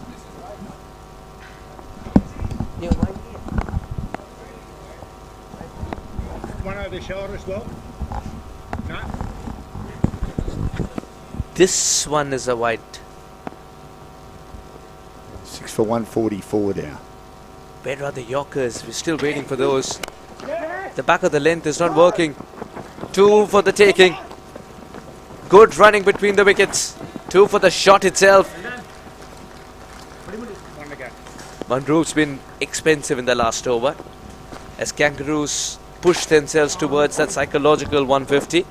1 ball left. If this one finds the fence, 150 achieved. Goes beyond the fence, 152 achieved. Can Third time in the day. Yeah, can Kangaroos get there? They'll be happy with 146 as well from what they were yesterday. Oh, that's a good shot. Great Man shot. in the deep, man in the deep will be a spectator. It's travelled the distance. The perfect finish for the Kangaroos. Mandroop's wondering where to bowl. At the end of 20 overs, with momentum on their side, the men in yellow manage 152, which is a fighting total, with Dew coming into play as well. The Indian Tigers would need 153. Well, to well get done, their second Tottenham. win. 18 runs, great 6 at the end. Another length ball. You're right. Where were the Yorkers? Where were the slow ones? They weren't there in that over from Manroot. He'd be disappointed with that. He doesn't do too much wrong. He's captained well, but the Kangaroos have given their team a real chance. Third team today to get past 150. Good batting day for all 3 teams. And if we get a finish like we had in the first game today, it'll be an absolute ripper. But the Indians... We'll be licking our lips, isn't it? We'll be licking our lips if we can get that kind of a finish. The Indian Tigers, however, will want to finish this with at least an over to spare. It would be interesting to see how the Kangaroos come back. They have a lovely bowling lineup. It's the batting that needed to click, and it has. It certainly has. I mean, they got useful contributions from Ali Nasser, from Harrison Sipple, Todman at the end. Obviously, Valiant Herd did well, collecting a number of 2s in his unbeaten 12. Even Baker. Yeah, Baker was good with 21, exactly. Cruz Baker did well, and they lost 2 wickets in the first over, and from then on, was a very good score. So we need to have a little bit of a look at the batting card if we can. 153 required by the Indian Tigers to remain undefeated and just about put the Kangaroos out of the tournament. So Ali Nasser 42 off 35. Cruz Baker 23 off 21. Harry Sapel 37 off 31. And then Valiant Hurd 12 off 9. And Jackson Todman, a lovely cameo, 18 off 9 with a strike rate of 200. He's finished it off brilliantly, and of course Manroop Singh had all the bowlers that he wants to use. I think the day is not far where the keeper will take his pads off so that he doesn't feel alone, he doesn't feel left out. 2 wickets for Manroop, a wicket each for Udaivir Singh and Pratham Pal Singh, 2 for Manraj Kalon. He was excellent, I thought, He was. with the way he handled the new responsibility. The Kangaroos reach 152, and the partnerships tell you the story. Ali Nasser and Cruz Baker, they brought the Kangaroos into this game after 2 early wickets, with Aditya and Harrison leaving early. Well, it was a great performance. So they need 153, the Indian Tigers, to remain undefeated. As we said, the Kangaroos bowled brilliantly last night. Can they bowl as well tonight? If they do, I think they win. But the Indian Tigers didn't have anyone get to 30, so they probably need that at least tonight. But we look forward to seeing how the run chase goes. If it's as good as the first game today, it'll be an absolute bottler. Back with that run chase shortly.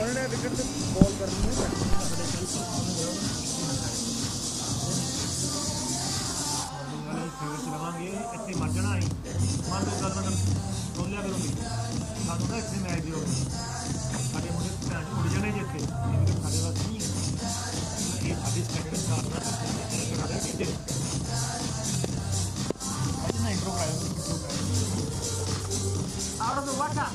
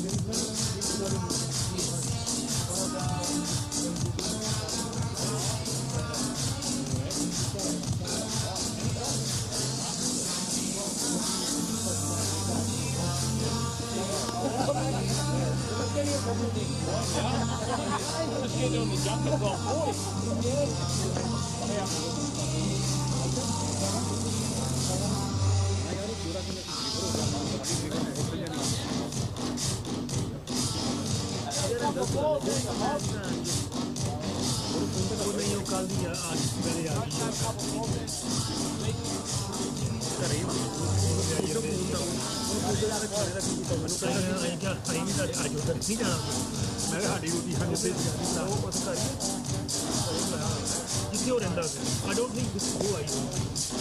I get hard to get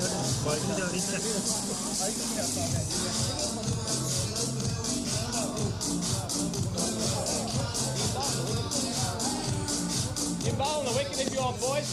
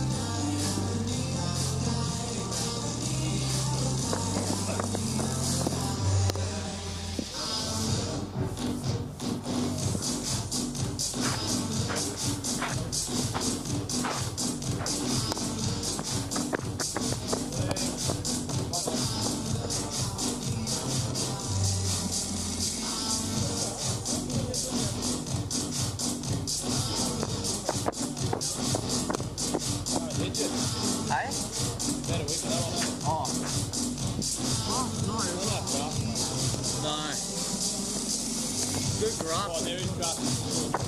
Yeah. Last night, I already had it. Barely any.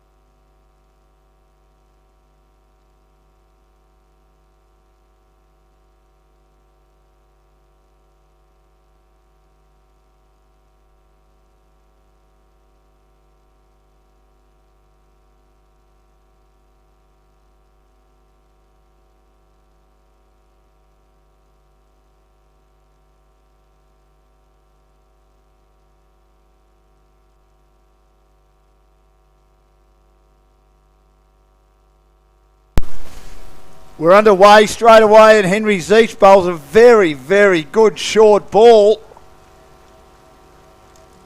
But his opponent had to take evasive action, and it ballooned in the air and wasn't far away from being caught and bowled. What a great start that was. I like this young left arm quick. He's quick. Was having a chat with him before the game. I said, what was the preparation like? He said, I've been doing my homework that The school school, gave yes. me. He's been playing a lot of footy. That's where he gets his aggression from. Very, very good bowler. I like this young fella. Just love the way he handles pressure. Dilraj was the player that got that first ball, that brute of a delivery. He did well to avoid getting dismissed. That was an absolute ripper. That's Curtly Ambrose, Andy Roberts, Michael Holding, Dennis Lilly, Jeff Thompson in their prime. Throw a few more in. Imran Khan, Wasim Akram. All put together? All put together. Just the one player.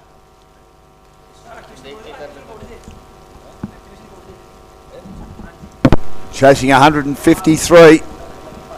Henry Zeech in again. Short of a length. It's fended down by Dilraj. And he and Aurora opening the batting. Two of their nine players that bowled today. As Manroot did his best to move his bowlers around, try and find the right options, and Australia did really, really well to finish with 152 for 6. 6 off the last ball to Jackson Todman, and have given themselves a real chance after being bowled out for 98 last night, chasing 110. And this is fended down on the onside, again bowling short of a length.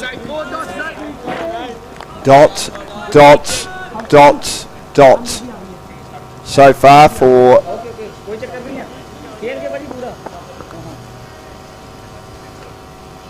young Henry. It was none for 7 off 4 last night. Probably the best of the bowlers, but didn't get a wicket, even though Holmes took 3 wickets in 4 balls late in the innings. Not playing tonight, Matthew Holmes. Zeech in again, and he leaves outside the off stump. Dilraj, the left arm of bowls across him. McAllister, the wicket keeper. Just had a little chat to young Ali Nassar, and I said, "Are you got enough?" And he said, "Oh, I think we're a good chance." I said, "Probably had another 10, 15 on because of the dewy conditions." He said, "Yep." And I said, "Well done on how you batted." He said, "Thanks for that.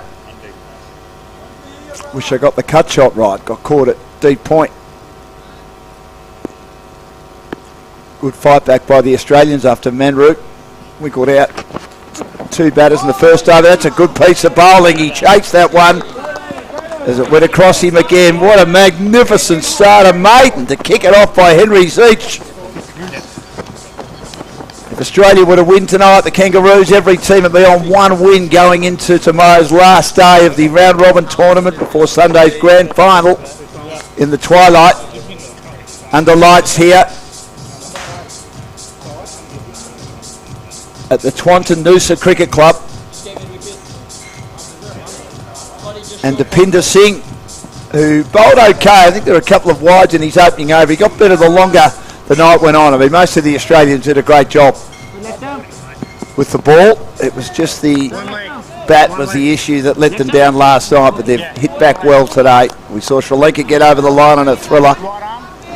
3 balls in hand, the Lankan Lions beating the Pakistan Sultans. Both teams batted pretty well, and they still chased it down. 155 for the Sultans. Pakistan finished at 160. A couple of drop catches in the last over by the Pakistanis. They'll rue. So far, it's been a wonderful over. Deepinder Singh has your man, Happy Harsh Arora, defending from the crease into the offside. No run. I like the way you call him. Happy Harsh Arora. Oh, well, his name is Happy, isn't it? His name's Happy, yes. Yeah. That's his sobriquet. Sobriquet. Yes. Nickname. Yes. Sobriquet. Yes. That's in That's it. Hindi or Punjabi language? Which one? The word sobriquet? Yes. Sobriquet is an English word. Is it? Yes, it's a synonym for a nickname. Oh, I didn't know that. Ends You're with learning a lot, aren't I? a T and that silent. I like it. I'm also very ignorant, aren't I? I ask you a lot of silly questions. That's But then again, they say that no question is a silly question. There you go. And that's exactly why people like you as a professor. Me as a professor. Yes, you are. Lecturer. Yeah, well, I'm not a lecturer. I'm more a teacher. But I do enjoy my There teaching. you go. to the young Anything people. that's got to teach young minds? They like you there because there's no question such as a silly question. Correct. I always say to them, when they say to me, Dan, can I ask you a question? I say, go your hardest. If the ball's there and you have Don't ask, you never know. 9 deliveries and yet a run to be scored. Phenomenal from Singh. Yeah, good start. He bowled a couple of wides in his opening over. I thought it was a bit all over the place last night, but like the rest of them, they all fought back well. Today is all about a fight back. And because they weren't their best yesterday, I think it's a little unfair to be making that a benchmark in any way. Well, we're talking about wides. Here's one. Just opened a big trap. I thought their bowling was great. I know that they got some handy runs at the end at the Sultans, which got them over the line. Yeah. But I thought their bowling was sensational, Australia. I thought their fielding was pretty good too. As Nathan Reardon, the head coach, just comes in to get some refreshments. He'd be happy with the way they batted, 152 off their 20 overs. After being bowled out for 98 off the second last ball last night. Again, good bowling, short of a length. Fended into the offside, still no run off the bat. You could sense that the batters are getting a little itchy, and that's always a good sign for a bowler. When the bat is trying a little hard. No, you're not allowed to do that. That's a playing area. Immediately, Steve ensuring that the bowler stops it. What do you think was the bigger problem there? Was he entering into an area that's slightly in the danger zone, or I think so. what was he doing there? I don't know. Something that was more concerning to the umpire. This is the shot that he was waiting for. Oh, anything shot, he'll put it away in superb style, and he's hit that as if he's been waiting for this one for a long time. Harsh Arora, love this. Different country, but reminded me of the little thrashing machine Ramesh Kalawatarana from the mid-1990s. Oh, again, someone They who must have changed seen a the lot game, those two, didn't they? Oh, they did, and I mean, kudos to Dulit Mendes, who was the coach at that time. Now, of course, the coach of Oman. He was the one who promoted Sanat Jayasuriya. I met Sanat Jayasuriya, the legend, recently in the Legends Cricket Trophy, and I asked him, you did things which are ahead of your time. He said, yes, but someone who recognized my skill is Dulit Mendes. Sometimes you need a coach who understands your game better than you do, isn't it?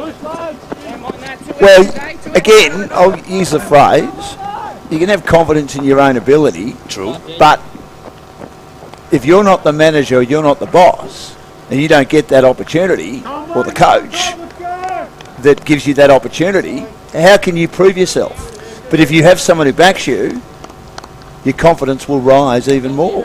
And off late, I've seen the coaches give the batters the freedom to fail, and that's what allows them to be better batters. Once you know that, once you're not going to sleep thinking you're going to be in the team tomorrow or no, Yes. it helps. If somebody gives you the freedom to fail and tells you, I give you these many games, it's okay if you don't do well in 1 or 2. Still be at it. Well, we know Matthew Hayden didn't start his test career well, but he got back in the team in New Zealand in 2000. We'll just have a look at Zeech here. This is on the leg stump and it's flicked away behind square. Depinder 2 runs. does the fielding. He'll come back for 2. That's good running. And also the return needed to be better and wasn't. The passion with which he put in the dive. Harsh. He's got 9 off 7. He's extremely fit, mind you, Harsh Arora. I think he was trying to do a bit of Dhoni and a bit of himself. Yes, well, the return was a bit short, and then, of course, he couldn't connect. Simon is suggesting you're going to make it quicker. You as a batter cannot take this much time. You need to get going with the game. We are already a little late. Harsh Arora. Which is fair enough, too. Zeke ready to steam in. Hinter swing. It's good to see. This is going to be quite a battle. I think so. And I was mentioning Harsh Arora being extremely fit, and of course he undertakes a lot of pilgrimage, especially to Mahakal temples. Does he? Yes, and it does a lot of trekking that way. Lot of trekking. I think he's got the next pilgrimage is in Nepal. Is that Pashupatinath temple as well, that's on his cards. So he's someone who keeps himself fit. Everybody has their own reasons and their own ways of keeping one fit, isn't it? It's just that he's got a different method of keeping himself fit. Not a big gym freak, but of course loves his trekking. And when you say trekking, how far would he go in a day? I don't know his capacities, but I do know that some of the treks that I just mentioned to you, those are not easy. I mean, Pashupatinath is not a trek, but the other temples that he's been to, including Badrinath, it's a long trek. Wow. Well, good luck to him. Very impressed with these young men. Yeah, and it's good to see that they have fixed their aspirations on something that they believe in. It's just marvelous to watch. What was your reason to stay fit? Oh, I just felt that I was a little bit overweight and I wanted to try running. I ran cross country as a kid. Wow. And I didn't do it very well, but I enjoyed it, and I just started doing it when I was at the ABC in Melbourne as a cadet back in '97, and I became a bit obsessed. I probably did too much of it. Would run 14, 15 Ks. Now I'm down to about 7 or 8. Yeah, but you were still running, weren't you, in the morning? Yeah, I still run. Yeah. I run every day. It was very, very humid this morning, but I loved it along the beach. Beautiful scenery. +1 tomorrow. +1. You're going to come with me, are you? The Cove, you've been talking about it for a long time, shifting there. Are you? Yes, indeed. Well, I'm not sure there's enough. What an over. We've got to find another bed for you. Henry's each. Don't worry about it. You sleep on the runs. floor, will you? Uh-huh. Sleep on the floor. None for 11. Something I'm used to, don't worry about it. I'll get back to Matthew Hayden soon. I will work something out, mate. He defends into the offside again. This is really good bowling. Really good bowling by Zeech. What a start it's been. None for 3. Yes, Matthew Hayden got back in the Australian side for the last test against New Zealand in 2000. Did okay. They said they would give him the whole series against the West Indies. He started well, fell away. And they said you've got one more chance against India. And he just made sure he learnt how to sweep and sweep properly. And that was the start. Because the point I'm trying to make is that if you give someone an opportunity and you say, we're going to give you a few tests, so they basically were giving him the whole Indian series, the West Indies series, despite the fact he fell away. So they were giving him 9 tests. And if he didn't make it then, that was it, because he'd already had a few chances and not quite made it. And the rest is history. Correct. Became one of the greats. 8,000 test runs, average 50, 30 hundreds, 29 half centuries. Incredible. Probably went one series too many, but and got his average down from almost low to mid 50s to just over 50. But it was a great career. Could pick a gap, couldn't he? He bludgeoned the ball. Yeah, that was the way he played, and he would be on the walk to the pace bowlers in that intimidating style. Here's Talon Rickett, who was very impressive yesterday. And then came the mongoose bat. Correct. The ball. Racket. He didn't move his feet. Happy Harsh Arora, did he? Wouldn't be too happy with that shot. He just hung the bat out to dry. None for 11 in the 4th over. They need a wicket, but they've made a reasonable start here, the Kangaroos, with the way that they've bowled so far. I think it'll be wrong to say that Indians have been on the defensive side. Bowling has been excellent most of the times. Oh, that's gone up in the air. This should be taken. It is taken. What a catch by Baker. He's a star. Out of all people, Harsh Arora has chosen the wrong man. Here is someone who is extremely quick on all sides that you ask him to run to. Unbelievable dive. He's converted half an opportunity into a catch. And sometimes when you're somebody else but Baker, You see from the corner of the eye, Baker running towards it, and you go for a sigh of relief and not for the catch. He tried the Yorker then, Riker. Ended up being a low full toss, and it surprised Aurora, didn't it, Suhas? He got it on the base of the bat, and it just flew in the air. And you're right, what a great catch from short straight cover that was by Baker lunging forward. 11 Unbelievable. Darren Reichert, how many times have you seen this? It's the attempted Yorker that gets you the wicket. The Yorker is kept out. Correct. You can see it swinging too. I think Talon Reichert is one of those talented players who's too good to miss out on opportunities of this kind. Don't try and trick the umpire. I love the way Zeke bowled as well. This one was swinging in the air. He checked his shot in the end, and happy Aurora soon realized he's in trouble. What a tremendous catch. That's called backing up your field with interest. Stand deep. Again, a bit of swing. Eased in the gap, will pick up a single. Initially thought of a second run. That was before the throw, right?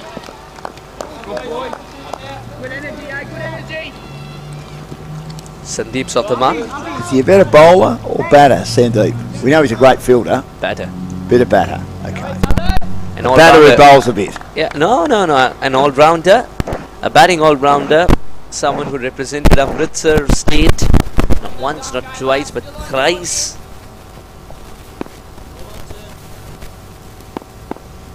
Still Raj's used up 10 balls without scoring. Until now. No. Good fielding. 2 made it to this fella, eh? 2 made it to this boy.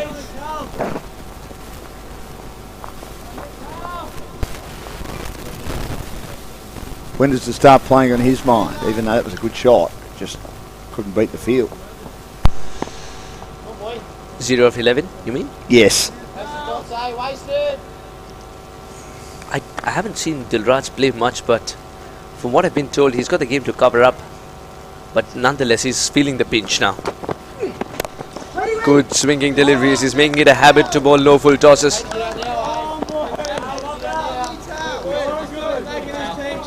Low full tosses are difficult to hit away for sure, but what makes the batter a candidate for LBW is that if he doesn't read the swing, he plays down the wrong line, he's got wrapped in front.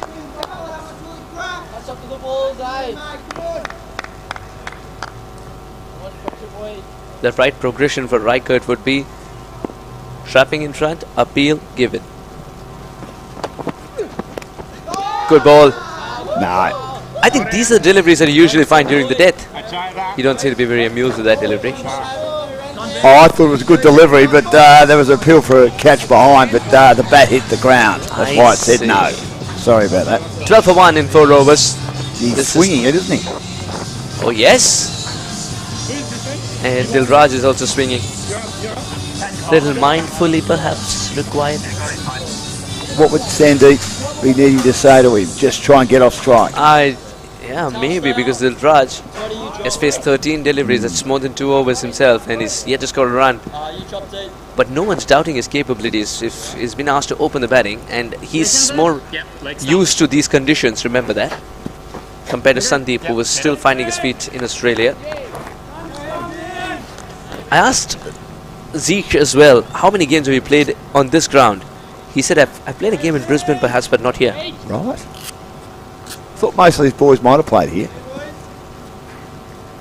He said a couple of them have, most of them haven't.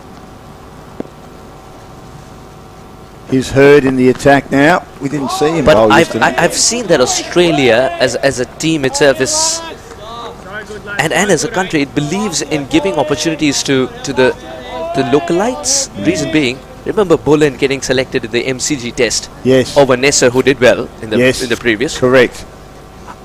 Even though it was heartwarming to see the Aboriginal community being represented in Boland and Boland getting that game, I realized that Boland getting the nod ahead of Nesser, who had already made the cut, was only because MCG is the place where Boland has played more games. Correct. If the game is at the Gabba, Nisa gets in because he's got a great record. Oh, nearly caught. And might go for 4 here. No, well done by Riker to just stop it. And the ball almost stopped. Maybe got caught in the dew. That wasn't far away from being caught at backward. Square. I think he jumped all around it. He did. That could have been taken.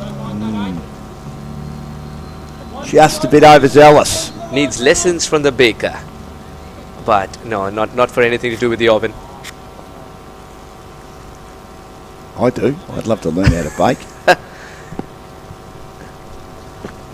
Lessons from baker on catching. That's massive. It's surprising that he went for that shot actually.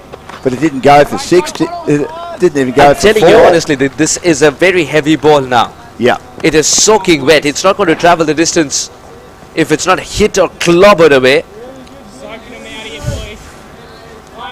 Big hit for 1 run. Dilraj is reminding me a little bit of Saeem's innings in the first game. And then he got going, didn't he? He did. And that's the investment that Dilraj is backing on. The 13 deliveries, he's seeing them as investment. Oh, 14 now. This is getting a little too close for comfort for Dilraj. But having said that, he's looked reasonably comfortable. He's looked comfortable, but he's not scoring the run No, I know that. required there. I think if he was searching for a single and he got it, it's a different story.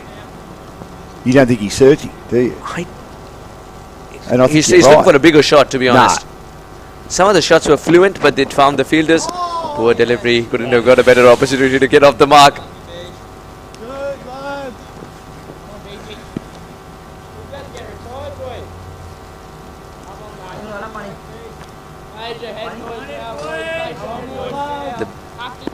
In his name, somebody put in an A in between because they heard it wrong.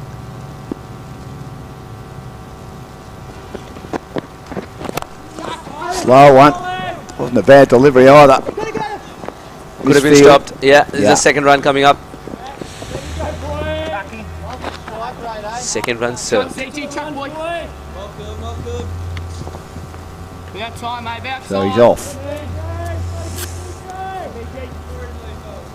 He does a Dave Warner too, which drives me mad. One of the many things that drives me mad about Dave Warner.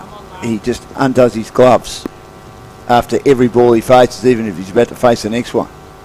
I suppose it's a habit. That's for his comfort, not for the bowler's discomfort. That was there to be hit.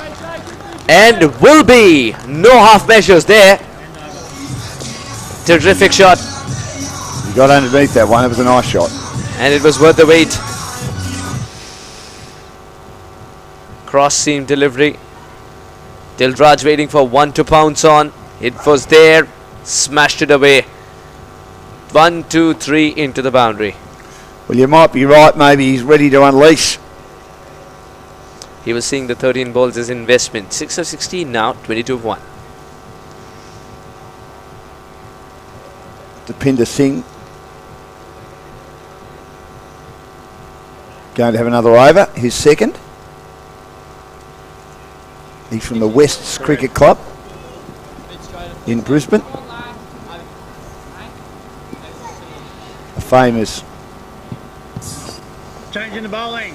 Premier Cricket Club or club team in Brisbane was South Brisbane for many years. Like Greg Chappell and John McLean and Graham Beadle Watson, former Australian player, playing that team all together in the 70s. Deepinder Singh now bowls. Driving Sandeep down to mid-off. Baker, you take him on at your peril, and it ends up being an overthrow. There's been a few of those today. One resulted in a run-out in the closing stages of the thrilling Sri Lankan Lions Pakistani Sultans game. And starting to get going a bit here, the Indian Tigers, 1 for 25 in the 6th. The run rate required is still 8.70 after Australia did well to make 152. Come on, mate. Hey, the bowler's got the ball, mate. Face up.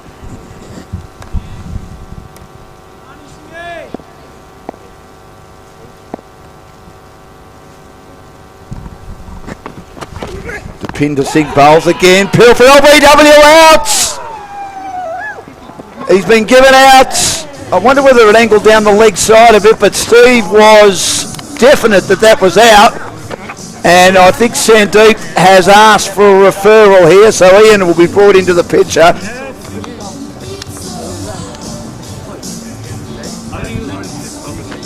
cross seam delivery.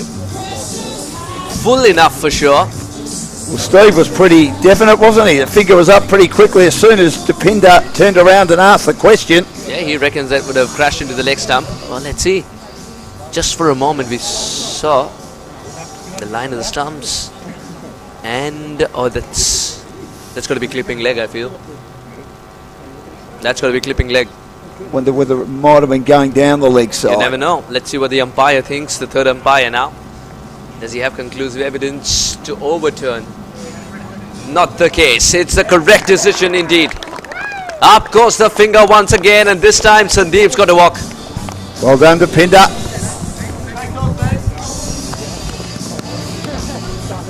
Well, it's good umpiring by Steve because he was definite. He felt it was out. Was going to hit the leg stump, and he's put the finger up straight away. It's been backed up by the referral, and it's, when I say backed up by the referral, the Indians took it upstairs, the Indian Tigers, and Sandeep in particular, but been backed up by the third umpire, Ian. So it is 2 for 24. We're in the 6th over, and Depinder Singh has 1 for 10.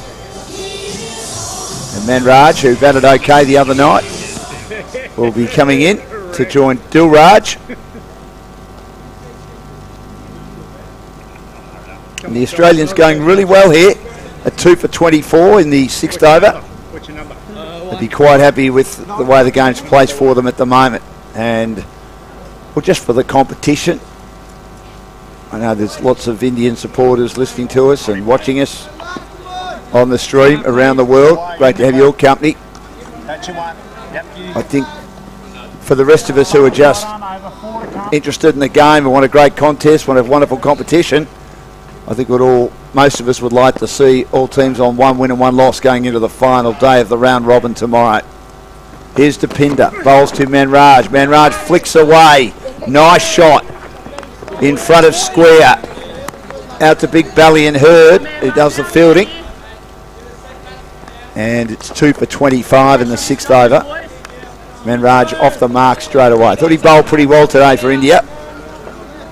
One of their 9 bowlers that were used. And had an impact with the bat yesterday. Bowled pretty well with the ball in the Sri Lankan run chase. And did a good job today too. Depinder, short of a length. Dilraj into the offside. There's a fumble. 2 players got close to each other and mucked each other up, allowing another run on the board. 2 for 26. Dilraj is 7 off 17.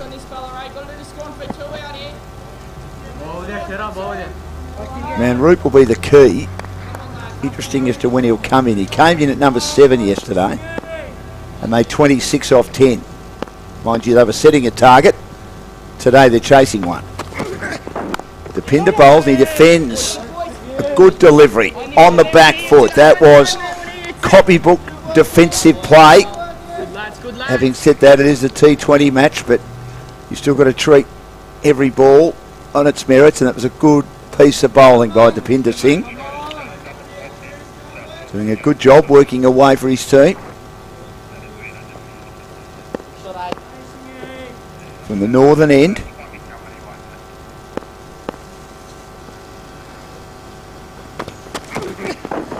Oh, that's a ripper.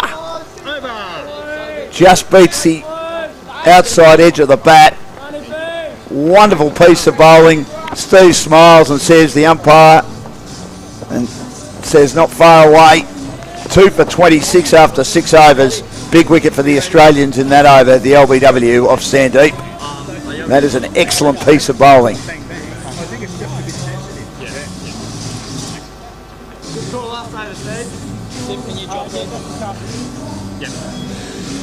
So Dilraj to face now. Start next power play.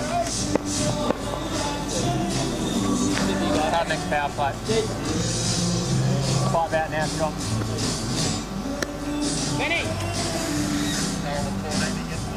He's played some cricket in Sydney and he scored a century for the Parramatta Green Shield and 5th grade side. and ends up being a full toss and turned away, beating the fielder who's not square enough at backward square. And that was a bad ball by Bally and Hurd. It was punished by Dilraj Singh. Ends up being a full toss on leg stump and flicked away fluently and beautifully. He's now into double figures and it's 2 for 30. Start of the 7th. Needs to bowl more to his field. Been a bit expensive, Bally and Hurd, after a handy performance with the bat late in the innings. At first ball yesterday. Gets an edge, goes down to third man and beats the diving fielder. 2 consecutive boundaries to the Tigers and to Dilraj Singh to get their team back on track. The fireworks go and it's 2 for 34.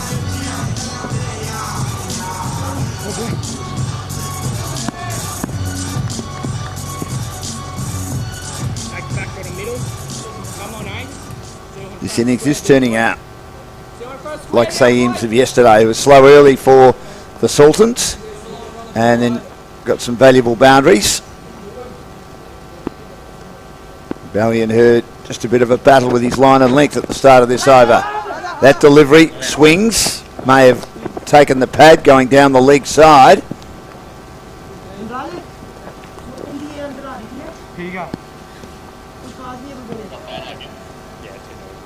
And we'll have a look at this one again. It did swing, took the pad. Certainly not going to hit the stumps. It's 2 for 35 in the 7th over. Needing further 118 and 81 deliveries. Callum Manraj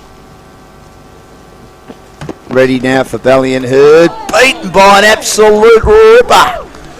That didn't miss the outside edge by too much at all. It didn't miss maybe taking one of the bails as well. That was a great piece of bowling by Hurd, who hasn't quite got his line of length right in this over, but he did with that delivery.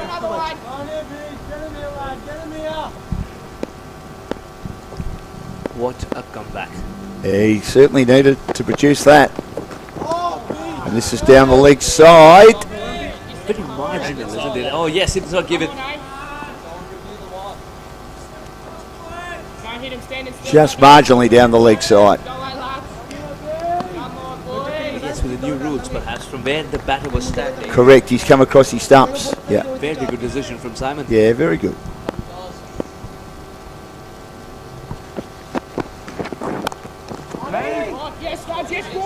Short ball on the back foot, pushes into the offside.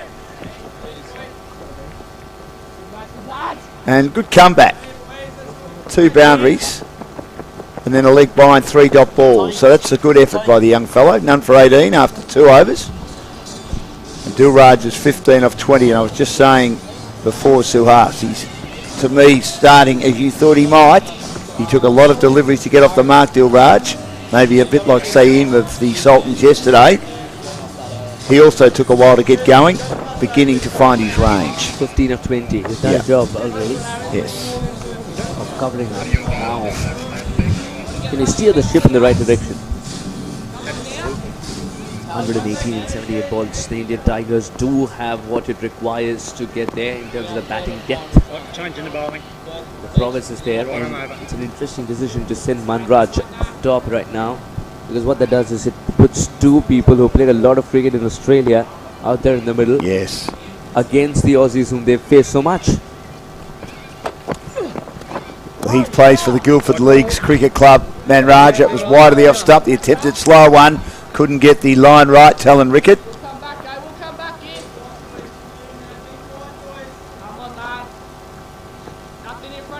Plenty of talk out there from Curtis McAllister, the wicket-keeper for the Kangaroos. 2 for 36. So the run rate now at 9 needed. Rickett bowls, Dilraj driving. 2 fielders converge on it, including the dangerous Ben Baker. DBB. Dangerous Ben Baker. You like that? 2 for 37 in the 8th over. I laugh at my own jokes. It's the first sign of madness. Been going mad in a very nice way for a long time. But I think you know that, Sue Haas. I think the boys around me know that too in the production suite.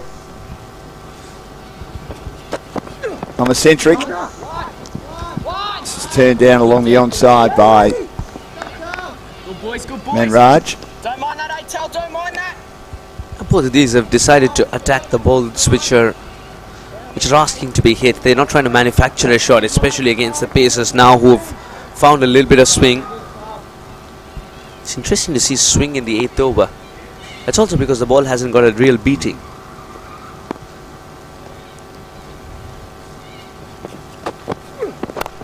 Catching is the call, almost.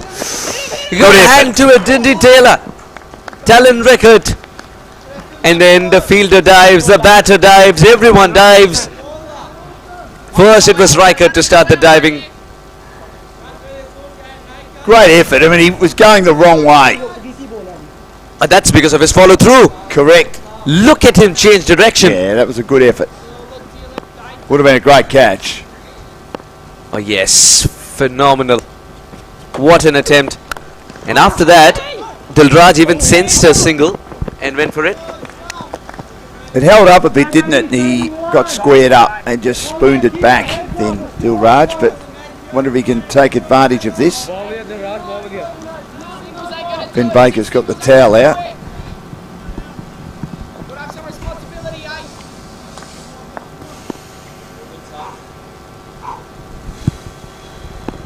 Four singles and a wide in this over from Talon. Slapped it straight down the ground. Doesn't get hold of it though.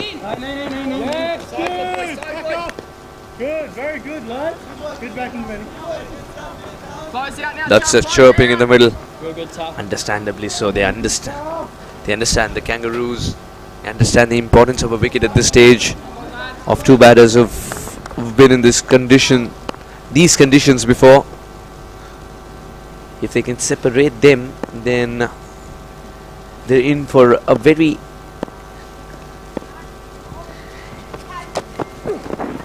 inexperienced batting unit when it comes to this surface. Not in terms of the cricket they've played. Oh, the level of cricket they've played is phenomenal. Well, that was heading down the leg side, but Steve has been a bit lenient there, the umpire, officiating at the bowler's end for that over. 8 overs gone. 41 for 2.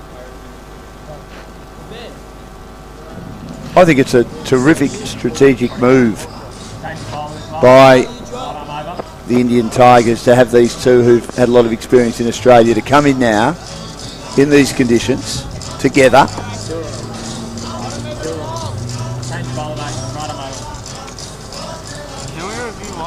It was gone, 41 for 2. Manraj and Dilraj stitching together a partnership for the Indian Tigers. Now the question is, if you want to score 9 and over with 8 wickets in hand continuously for 12 overs, it can get tough if you leave it too late. This is the time to get going. They need an over at least of 11. Again, he scooped that up, but on the other side of the pitch to the bowler, which is Jackson Todman. He batted well at the end, didn't he? Great 6, 18 off 9.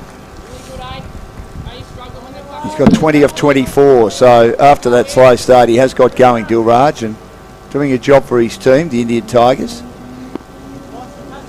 But you're right, they need a decent over. We saw the Pakistanis have a couple, we saw the Sri Lankans have a couple, we saw Australia have a couple as well. It is early days, of course. They're not at the halfway mark yet. Straight back in the shell, boys. He strokes it nicely and effortlessly into the covers. Dilraj, but doesn't score. Very impressed by what Jackson Todman has brought to the table in just 2 deliveries. Just love the line here. He swings across the line. And it wasn't far away from being caught. Just bounced in front, I think, of the fielder at mid-wicket. He dived. If it was Ben Baker, he might have caught it. Absolutely nothing against the fielder there at mid-wicket, but it just landed safely. Dangerous shot that, isn't It it? was very indicating that they might need to get on with it a bit, or want to get on with it. This is got to be taken. It's not the best delivery, but it's going to be taken. Jackson Todman's found the wicket that they needed. Partnerships broken when Raj is walking. Now the Indian Tigers will feel the pinch. Required rate climbing to 9.4.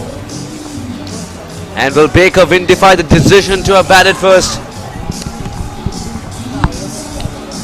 It's an interesting shot there. I mean, could have he pulled out of that, knowing that he would have had a good look at the field, knowing that there was a fine leg or a squarish fine leg station there in Talon Rickett. But he's fallen for the 3-card trick. Good heady bowling by Jackson Todman. And you're right, Suhas, very impressed with him as a cricketer. Batted quite well today. And maybe that 18 off 9 could be the difference between them winning and losing. But they're in a good position at the moment at 3 for 44. And the wicket keeper, who we don't notice because he does a good job, Ashreet Deep, has come to the crease. And they're not deep in trouble yet, but we'll see if Ashreet Deep can ensure they don't get into more trouble. A tall wicket keeper too. Reminds me of some of those taller wicket keepers of years gone by. Peter Anderson, I mentioned earlier, Queensland, South Australia. Richie Robinson played a few tests for Australia.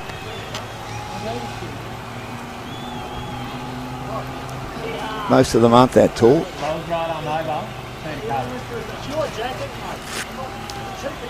Big pockets, mate. So it's 3 for 44 in the 9th over. And Dilraj 21 of 26, the mainstay at the moment for the Indian Tigers. They need to build an innings around him with a bit more support.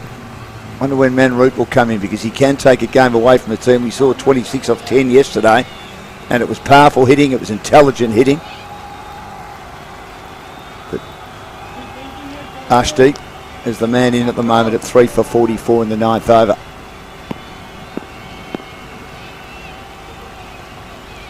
Run rate getting up towards 10. Flicks that away nicely. That's a good shot. Ball was over pitched and two fielders emerge to ensure that they don't get a boundary. They just get 2. So that's a nice loosener that you get first up on your pads, that you can flick away through the onside, which Ashdeep is able to negotiate.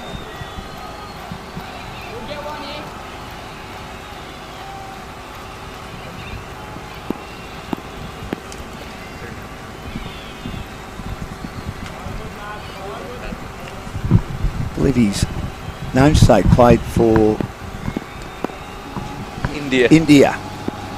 And he's breaking stumps for fun. Oh, that's gone through. There's little that you can do as a keeper, but there's a lot more that you can do as a fine leg fielder who tried his best. Like it. Just got past him. Very streaky shot that. The old-fashioned French cup, but it's a boundary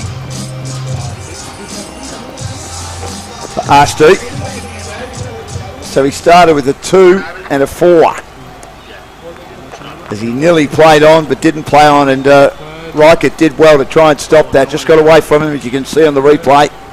He's been mighty in the field, taken a catch and done a lot of good work around the boundary.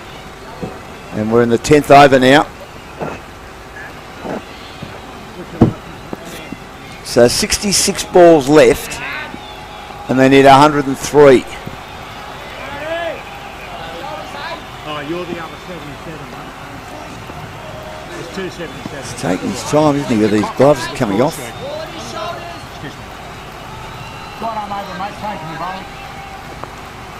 Aditya out cheaply was one of the 2 new inclusions for the Australian team today.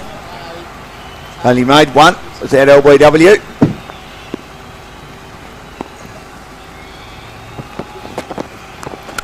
Again, bowls medium pace. Swung away by Dilraj to the boundary for 4. Short ball. It said, hit me if you can. And Dilraj does, starting to see it well. Beautiful shot. 3 wide, long on. Terrific pickup. Yeah, great shot. And it's not the first time he's hit it in that region. He's found success many a time in that region in this innings itself. 99 of 65. Someone had to get a move on. Well, it's now under 100, but the run rate required still just over 9. It's difficult to get 9 and over on a regular basis when the dew is also setting in. Unless you have a big hitter in the sense who can clear the fence. Just like C. Baker was. Manroop. That was in the air and should have been taken. Riker. It was a full toss too. Was it above waist high? Almost. That's right. I think it was an okay delivery. But was it a wicket-taking option? It proved to be. Riket. It went like a rocket to Riket. He was flying. He tried his best. Yeah, he did. He tried his best, but again, that opportunity gone down. Aditya is not complaining because it was a full toss. He was standing at his right height. He wasn't crouching at the crease, was he? But anyway, it wasn't called, so we'll move on. They need to find at least a couple of overs over 9 at this stage. Good work when it comes to Baker. The ball just seems to be under control most of the time. He just makes it look easy, doesn't he? I mean, they could be travelling. And that looked like it was hit pretty hard, and he just took it comfortably on the bounce. Yes, there would be dew. There's sometimes when the seam, which is pronounced in Kookaburra, gets you the cut. Not when it's Baker. Baker and his massive hands of magic. Just collecting the ball easily. There is something that the umpire wants both the batters to know. Are they taking too much time? Did he ask for a change of ball? What do you think that conversation is about, Dan? Well, I know that Simon has given the hurry up to Dilraj a couple of times already. Could be the ball, I'm not sure. I saw them signal the ball. That's exactly why I'm unable to understand what the conversation was about. Good ball. And a single as well. Now Arshdeep is a big hitter of the cricket ball too, but is still early. And this is relentless bowling from Aditya. Every time Arshdeep has played, 4 deliveries, 4 good deliveries. So you'd bring Manroop in next, I would. Yeah, to reduce the required rate. Yes. And brings you a left-handed option as well. Correct. Let's see what this one is. Oh, good shot. Easily done. And it will be for Dilraj. Has played one of the most stylish shots that we've ever seen in ACL under-19. Well, he lifted that with disdain, didn't he, Suhas? It was just made to look easy on the onside, just near the club rooms where we're broadcasting from, and it was a superb shot. It was a ball that was angled on the leg stump, and he just played it sensationally, and this is turning into a very good innings after a very, very cautious start. Yeah, Dilraj for the first time, more runs than balls faced. We were talking about his ability to cover up. Here it is. Now Anand, he hasn't straight down the leg side too much. He's picked it up from the middle stump and posted it behind square where he loves. And the board there acted as a ramp for the ball to disappear into the woods. Well, the fielder at forward square leg never looked like getting near that. And no chance for him. 10 runs of the over. Make it 11 with that single. And they've finally had an over they needed like that in double figures. And at the halfway stage, the Indian Tigers managed 61 for 3. But the run rate required is still, 9.2. Going at just over 6. They finally got there for the first time. They've only lost the 3 wickets. We talk about Manroop being so important. We saw him yesterday make 26 off 10. And Suhas has said they do bat reasonably deep. There's a drinks break at the halfway mark.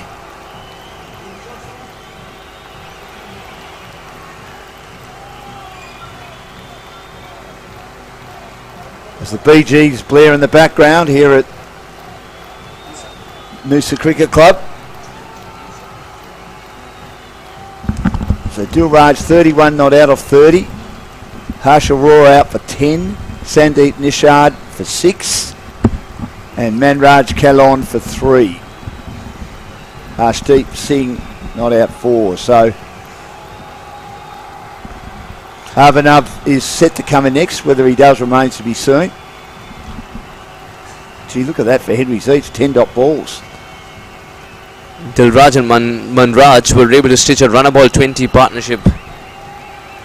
61 for 3 after Manraj left. There's a bit of a partnership now brewing between Arshdeep and Dilraj. It's just that they've got to be relentless with their stroke making, with the required rate asking 9.2 every over. Manroop still left in the hut, but you need to serve the game in a situation where Manroop can come and finish it off, not build the launch pad and then go for the big shots to finish it. 61 for 3. Let's say they were to lose a wicket at 70 or 75 and he comes in next. He could still go 10, 12, 14 and over. Certainly for 2 or 3 overs anyway, but it'll be interesting. Dilraj, a higher score for the Indian Tigers in the tournament so far. We mentioned that they conjured up 152 yesterday, or 162 yesterday, and no one got to 30, but a lot of 20s. A lot of starts. Manroop, Kalon, Dilraj himself, they got going. So 10 overs remaining.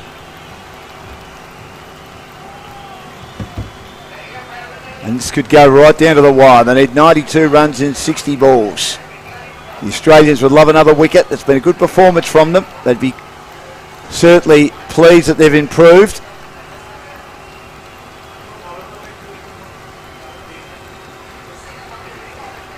As the camera pans in on the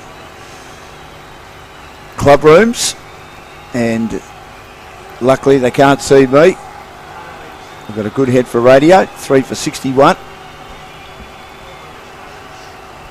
Jackson Todman back in the attack and driving fluently.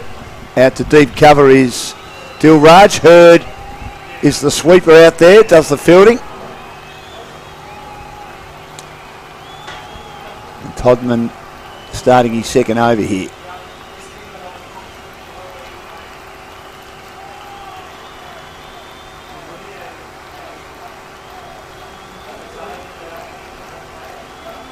Arshdeep. We're looking to clear the fences a few times here to help his team's cause. Good shot. It's a great shot. And a couple of runs written on it. And if it's Baker in the end, then you can forget the boundary option. Baker has been phenomenal where he fields in the field. Wherever he is on the field, he is just terrific on. There is no natural side to Baker, I feel, because he's equally adept on either side. Well, that's right, and he can play. He can field in the outfield, and you know that he'll do a great job out there. And we know how good he is in close in the infield. Someone who's that's a good pickup shot. Someone who's very impressive and very Baker-like at the international level, the Associate Nations that I recently saw was Karim Agor for USA, throwing himself left, right. And taking some of the catches like Baker did. How are they looking as a country in cricket? The USA, they've got some good players. They've got some terrific players coming Great. through, and you can already see a couple of players who played the minor league cricket championship are in this tournament as well. One of them being Nihal Desai, who was there with the East Bay Blazers, now playing for Indian Tigers. Wow.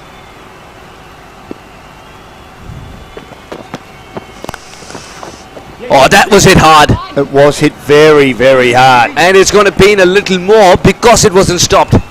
And the single was allowed. Wasn't a bad ball. It was sort of in the slot too, Suhas. And it is going to sting because of the cold up there. Slow one. Slow one. I couldn't put his body behind, but that was struck hard.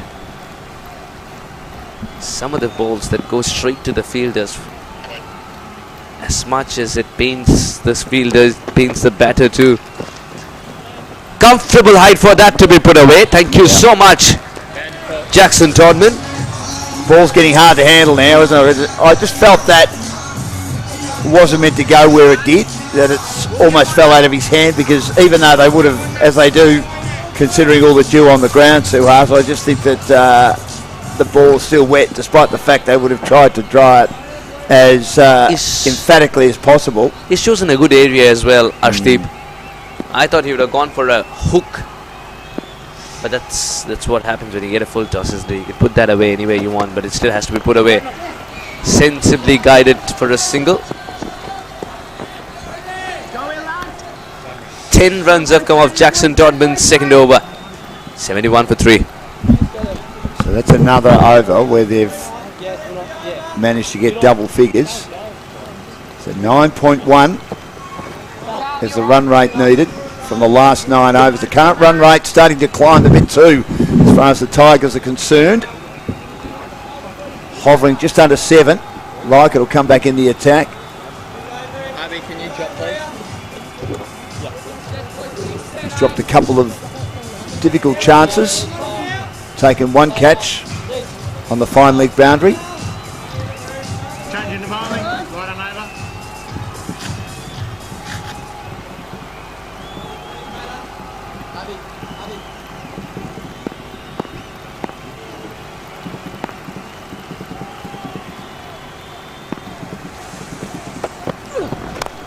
This is flicked away. That's a beautiful cricket shot, dissecting the two fielders. There wasn't much of a gap.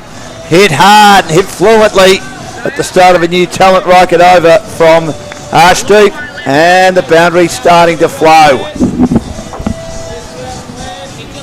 Hits them hard, doesn't he? 17 of 8 now. Yeah, terrific shot, and again he's picked it up and posted it in the same region, same gap, same result. Just love the wrists of Arshdeep. That's why he's touted as one of the best in Amritsar. Arshdeep. He's looking dangerous. Oh, just as he looks dangerous, he's miscued this one, but it'll land safely. If it lands safely, when Baker is one of the 3 fielders running towards it, you've got to thank the stars. On his flat shoulders, boys. And Arshdeep Singh Got him high on the bat. And you can thank his lucky stars he's still there. 3 for 76 in the 12th over. I tell you what, Arshdeep Singh is pranked the most in the side. Pranked on. Is he really? Yes, and guess who is the culprit for that? Or Well, I'd be surprised. I'm going to say Manroop. Sandeep. Sandeep? Yes. Why do they prank on him? Because he's easy? Easy prey? In a nice way? Because he's the most sportive. Right. 3 for 77 in the 12th over. Australia need a wicket here. Rocket bowls. He's hit on the pad. Pill for LBW. I've got a feeling it was going down the leg side though. Yeah, absolutely. Talent rated knew. I think he Yeah, knew. He was out of frustration because the first ball went for 4. And Oh, they're not going to ask, are they? no, the Steve was suggesting this could have been given out only if our game allowed 6 stumps. That was definitely going down leg side. I think they've gone up in appeal. No, they've gone up. They've gone up. They've gone up in appeal, and I think they've wasted a review here. Did they consult the keeper, because the bowler always feels it's hitting the stump? Well, the keeper tends to know. Yes, and McAllister is in the best position to know from their side, of course. Oh, I think it's going down leg, isn't it? Oh yes, 6 set of stumps perhaps hitting then. I don't think it was going down leg that much, but it was certainly going down leg. It wouldn't have hit 4, probably. Yeah, not out. Definitely going down leg side. They wasted the review here. The Kangaroos. This partnership is starting to become a bit of a nuisance as far as the Kangaroos are concerned. And we've still got another 8 overs left after this. 51 balls. Dilraj 36 off 34. It's been a lovely innings after that very tardy beginning, or cautious beginning. He looked okay, just wasn't scoring. Arshdeep 18 off 9. He flicks the next one away. Well fielded on the bounce by Big Herd. That came to him quickly. And he did well to take that, despite the fact that the outfield will be pretty dewy now. That was a lovely piece of fielding. He didn't fumble either, 3 for 77. Beautiful shot. It was. That flick. That's brought him a few runs already, Arshdeep. Look at the comeback by Talon Rashid. You're going to like the way Rickett makes a comeback every time. That will be fielded well enough. And immediately the ball goes into the pockets. I think he's lacking a towel. 12 overs gone, 79 for 3. What do you think from here, Suhas? Do the Tigers get home, or can the Kangaroos find a way? They need at least another wicket very quickly, I would have thought, just to bring a new batter in. But I think that whenever that wicket falls, if it doesn't fall, the Indian Tigers win. But if it does fall in the next over or two, I think you'll find it might be Manroot coming in to try and take it away from the Australians. Arshdeep and Dilraj have done well to maintain that required rate. Maintain it at 9.2. Well, they have. They've had quite a few overs of 10 in recent times.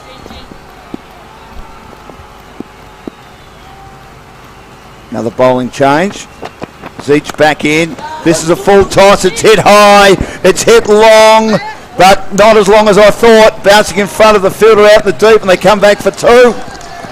He got that high on the bat. In fact, initially I thought he had cleared the pickets, but he didn't get it exactly where he wanted it. But luckily for him, it lands safely. 39 off 36 for Dilraj. Full tosses are getting difficult to be hit away because the ball is soaking wet. The ball's just not travelling in the air. It's not travelling down the ground either. This one is hit well on the bounce. Too long gone. Doing a good job, the Australians, getting these balls on the bounce. It's travelling quickly. They're travelling quickly, and they're balancing themselves to make sure that they take control of the ball properly and ensure there's no more than 1 run. Hit nicely again, hitting through the ball. Dilraj, 40 off 37. Arshdeep's turn now. Facing Zeech. That's hit hard and well. That's going to be cut away. Cut away for 4. Terrific striking this. You cannot bowl there to Arshdeep. He's one of the best cutters of the cricket ball. And he'll do that day in, day out. Loves that bounce. Yeah, a bit short, and he lifted it away. Reminded me of Ali Nasser trying to play a similar shot. Didn't he? Probably, well, he's not as tall as Arshdeep, and he holed out. He got into the 40s, guided it to point, got caught. Being a taller man, Arshdeep could get over the top of that, stand pretty tall in his crease, and clear point, and he did. He's got 23 off 12, almost at 200 with his strike rate, going beautifully. Beautiful shot. It's through the gap once again. And despite that effort, it's going to be another 4, 2 back-to-back boundaries. And 11 runs have come by in this over with 2 more balls to go. The big over that Indian Tigers were searching for might be this.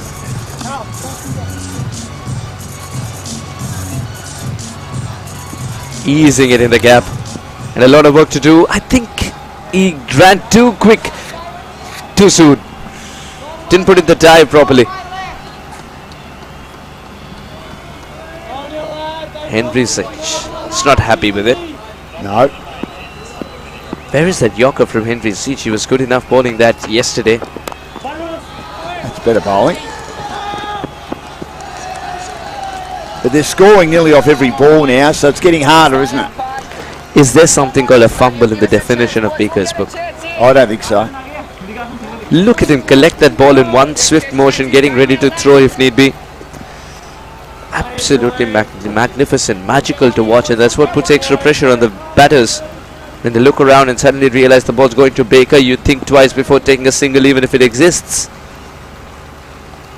This is the innings, Arshdeep, taking it away from the opposition, and Dilraj batting well.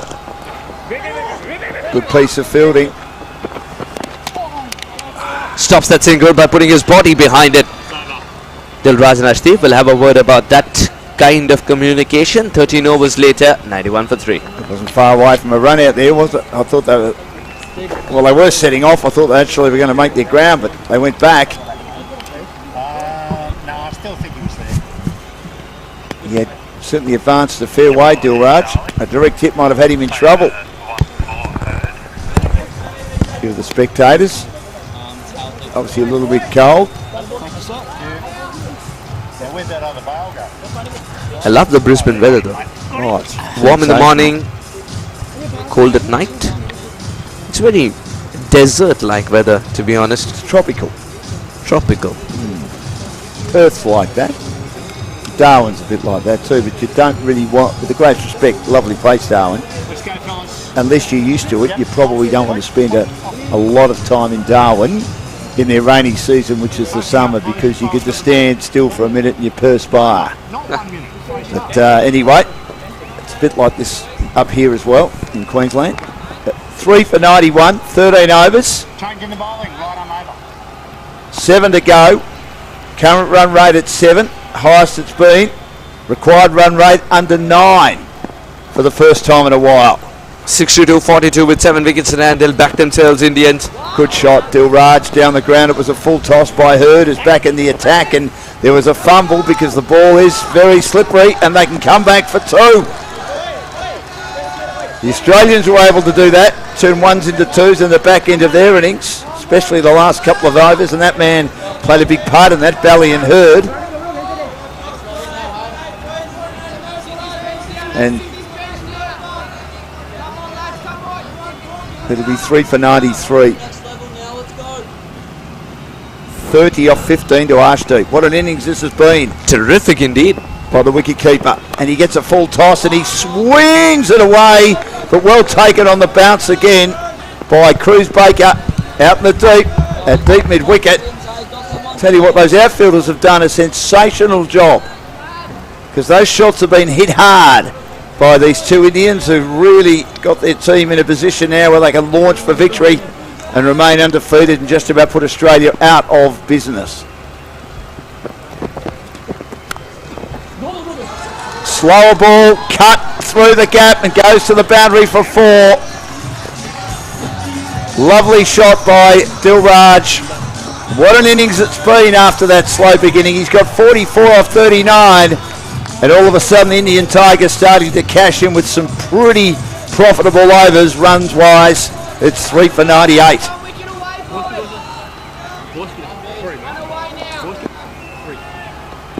The under-19 ACL Championships. Bally and Hurd in again. This is on the leg stump and it's helped away around the corner for 4 more. Bad delivery. Leg side full toss. There was a fielder inside the circle at fine leg. One at 4 with square leg Reichert. And consecutive boundaries to Dilraj. 48 off 40. That is money for Jam. For a good player like Dilraj, who might be about to become India's first half-century maker of the tournament. Love the way he's covered up. Love the way he's believed in himself and played this innings. Now he needs to put the finishing touches. He's got the 100 up for that boundary. 102 for 3. 11 off the over and he flicks into the onside for 1.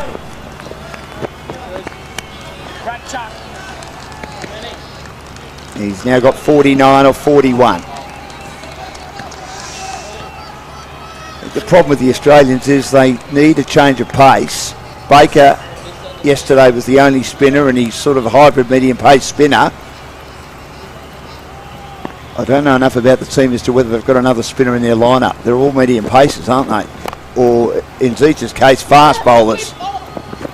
And Baker's not a turner of the cricket ball. Outstanding. Didn't seem No, like he's not. No, he's not. 14 overs gone. 103 for 3. Scoring off every ball at the moment. Lovely drive there through the offside by Arshdeep, and he's got 32 off 17. As the organisers enjoy themselves. Dilraj 49 off 41. One away from 50. 104 for 3. So 6 overs left. Run rate at 8 and over. This partnership has been superb by the Indians. They haven't panicked. They've started to find the gaps on a regular basis. They've started to have those overs, 10 or more, quite consistently in the last 5 overs or so. And the Kangaroos a bit bereft of ideas. Jackson Todman, another medium pacer. And this is the issue. Okay, they've got the left arm quick, Zeech. The rest are the right arm medium pacers that they've used so far. Hurd, Reichert, Todman.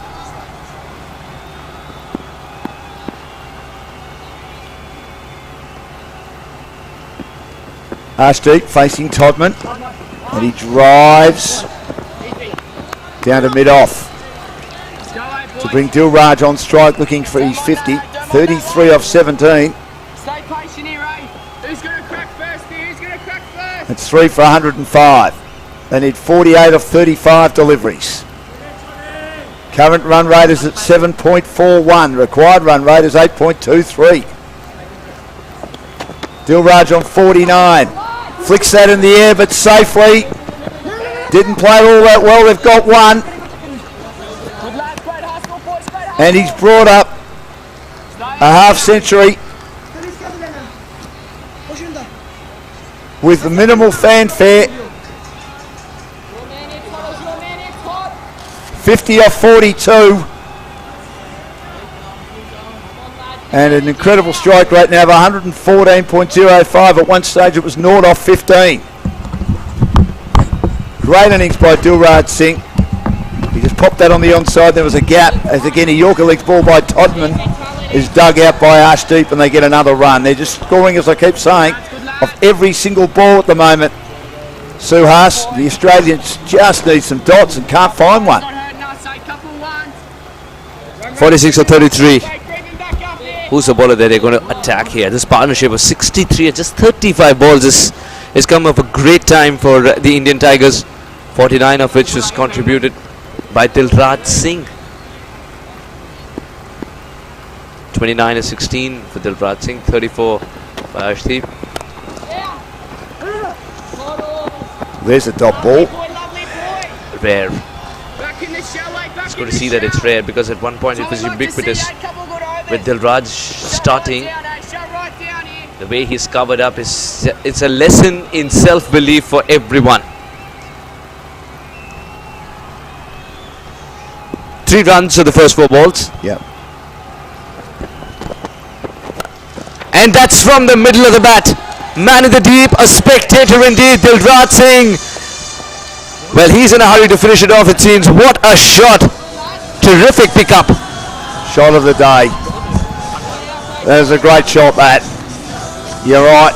The length was there for him, and he's just got right underneath that. He was still at the crease. He swung lustily. He swung well. And it's a beautiful cricket shot over mid-wicket for 6. The personal milestone, you could sense that as soon as it came up, the celebrations were subdued, because he is on a bigger mission. He's on a mission that adds 40 more in 31 balls. Terrific striking this as well, sensibly done. He's going to take that single and retain strike. 4 singles and a 6 in the over. 10 of it. 114 for 3.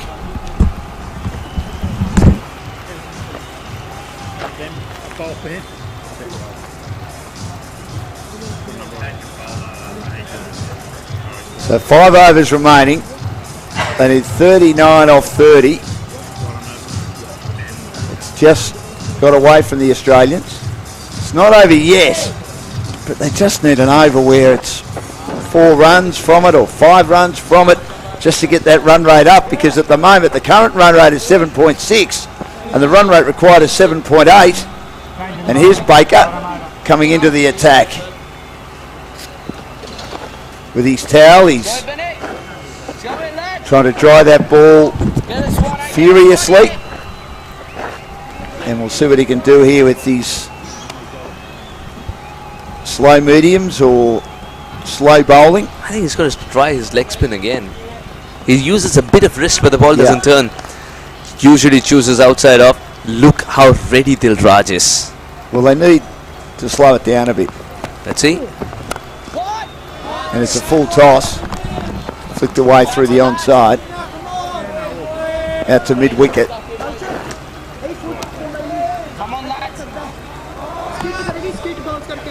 Dilraj has done the damage in the previous over. Well, it's been a great innings, hasn't it? 58 of 46. Oh, absolutely, and ably helped by Arshdeep, 34 of 19. Sensational. He hasn't been quiet either.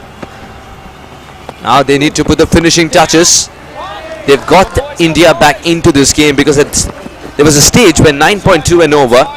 You're looking at 9.2 for about 13 overs put together. Even though there were wickets in hand, you knew that a couple of overs which are good enough will always push the required rate up and you could be under pressure. That didn't happen because Dilraj started to fire. Arshdeep provided the extra pair of hands that Dilraj required to anchor this innings. It's been a complete effort from the Indian Tigers. Good delivery. I know the run rate was up, and I know, as you say, they had a lot of wickets in hand, but I still felt, having all those wickets in hand, they were still right in the match. Australia needed to get a lot of wickets and haven't been able to do that. The reason I got more excited that the game was still in the balance with so many wickets in hand is because Australia have got a lovely bowling lineup who have faltered on this occasion for sure. Ben Baker, even if it's slightly towards middle and leg, Dilraj is pouncing on those deliveries. Well, that was a great shot, wasn't it? How many times through the leg side has he managed to help it on its way off the line of his pads or flicking it off his toes?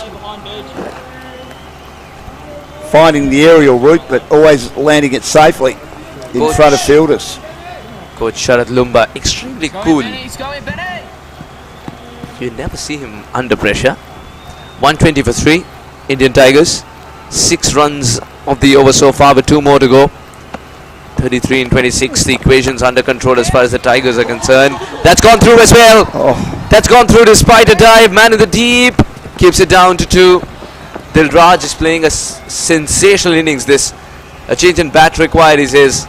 A change in bat that's provided 62 runs for him, 64 with those 2 runs. Did the Australians dive over the ball then, or that was just hit so purely that there was nothing they could do about that? 78 of 43 is a phenomenal partnership, and the way these youngsters have handled the pressure. Dilraj especially.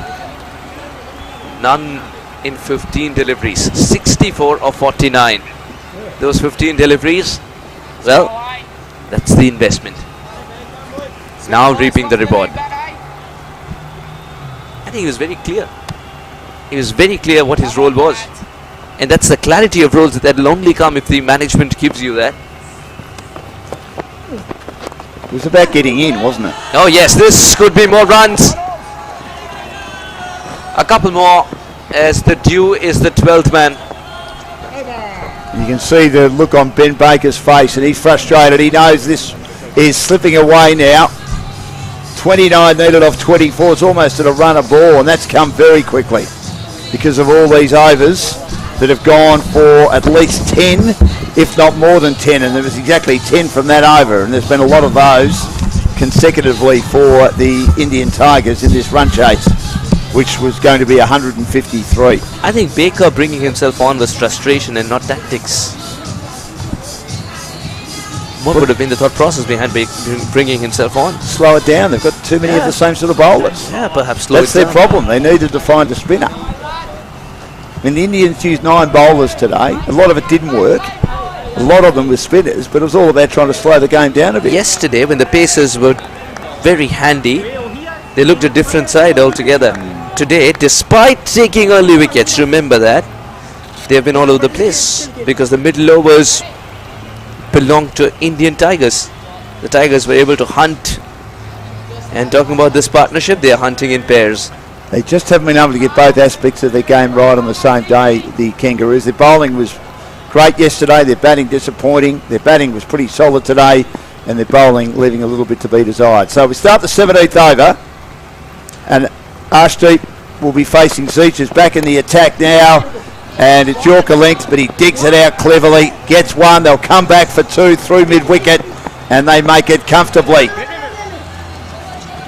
Good running between the wickets. Now this game into a zone. This game is getting into a zone where Indian Tigers can push for the singles and twos a little more than the boundaries. How well have they handled pressure? Boy, oh boy. 9.2 an over required for the 13 overs that were left. And these two then get together and produce magic with this partnership. 27 and 23 games under control for the Indian Tigers. And how well has Dilraj Singh batted? 66 of 50. Phenomenal Arshdeep as well. Probably the innings of the tournament so far. Sitting deep inside the crease but not getting it from the middle of the bat. Still a single is stolen. Good work. Amazing. Good thinking by Dilraj Singh. He was the one who called for it. Arshdeep was still searching for the ball. Now this partnership I think has entered into the 80 mark. Or just about there. His equal highest score. Yeah, 83 of 46 balls.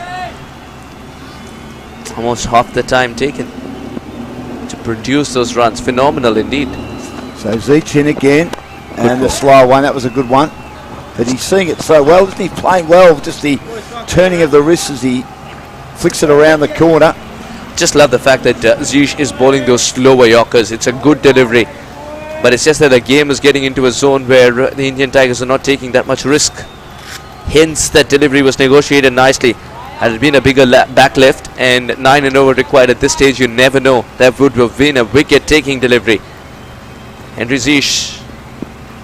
Now he's gone past Hussain as Hasnain's 66 for the Sultans earlier today. Shot! Will it be taken? Yes, it is! Yes, it is. The ball didn't travel. Zeech has provided the wicket, and the full tosses have been proving to be magical deliveries. How many wickets have we seen today off the full toss? Arshdeep cannot believe it. The partnership is broken. Lovely innings though, 38 of 22. I'll call it more than a cameo. It was a seriously good innings from Arshdeep. He's come in and changed the game. It's helped that Dilraj was already settled. And you're right, the heat might be on. The Glenn Fry song is blaring in the background as the Australians get an important wicket and sort of drag themselves back into it. But they need another one virtually straight away. Dilraj. They need Dilraj. Oh, they need Dilraj or Manroop if he comes in. And if I was the Indian skipper, I'd bring him in now. Australian Kangaroos need 2 new men at the crease at this time for the Indian Tigers. The partnership is broken. Manroop Singh it is who's out there. He's finished so many games. Will today be one another? Or will Henry Zeech find a way to get through Manroop as well? Dilraj is suggesting that the wicket's doing a bit. Well, we saw earlier How today. many times? I mean, the wicket is doing a bit, but that wicket was independent. That catch being taken of a full toss. How many times have you seen a full toss producing a wicket today? Lots. Manroop Singh, the captain of Indian Tigers. Yeah, I haven't seen it as often as I have seen today, but Manroop is a star player. And have we got another twist in the tail of this game? We had a few of those in the back end of the earlier match today involving the Sri Lankan Lions, which they won with 3 balls to spare against the Pakistan Sultans. Yes. Even with a couple of overs to go, we thought the Pakistanis had win. It didn't work out that way. Zeech now to Manroop, who flicks this cleverly on the bounce again. First ball, look how well he played that with the rolling of the wrists. Oh, he strikes the ball. Outstanding. He strikes the ball a long way, Manroop. I'm very surprised that he didn't go for the catch. Had he gone for it, you never know. Because a wicket at this stage would mean the world to Henry Zeech and his side, Australian Kangaroos. 129 for 4. 1 ball left to finish the 17th. What a good over this has been from Henry Zeech because he's kept the boundary balls at bay. Last ball. And this is played away. Down to fine leg. Pinder Singh does the fielding, and again they're scoring off most balls when they do get a wicket, which Zeech did in that over. So Dilraj will keep the strike. 68 off 52. 23 netted in 18, so less than 8 and over. 23 and 18. One good over for Australian Kangaroos will put pressure. That's the way to go. And can Singh provide that over?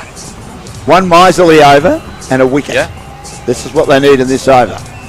Preferably Dilraj, because he's been out there and he believes it's very simple. If Dilraj hangs around for even 16 deliveries, this game's done and dusted with. Even less than that. Oh, I think if Manroop's there too, the way he batted yesterday, what I saw from him yesterday. The chances of a miss-hit from Manroop are a little more compared to Dilraj. 23-18, that's the equation. 23 runs, 18 balls. Been a mighty innings this from Dilraj.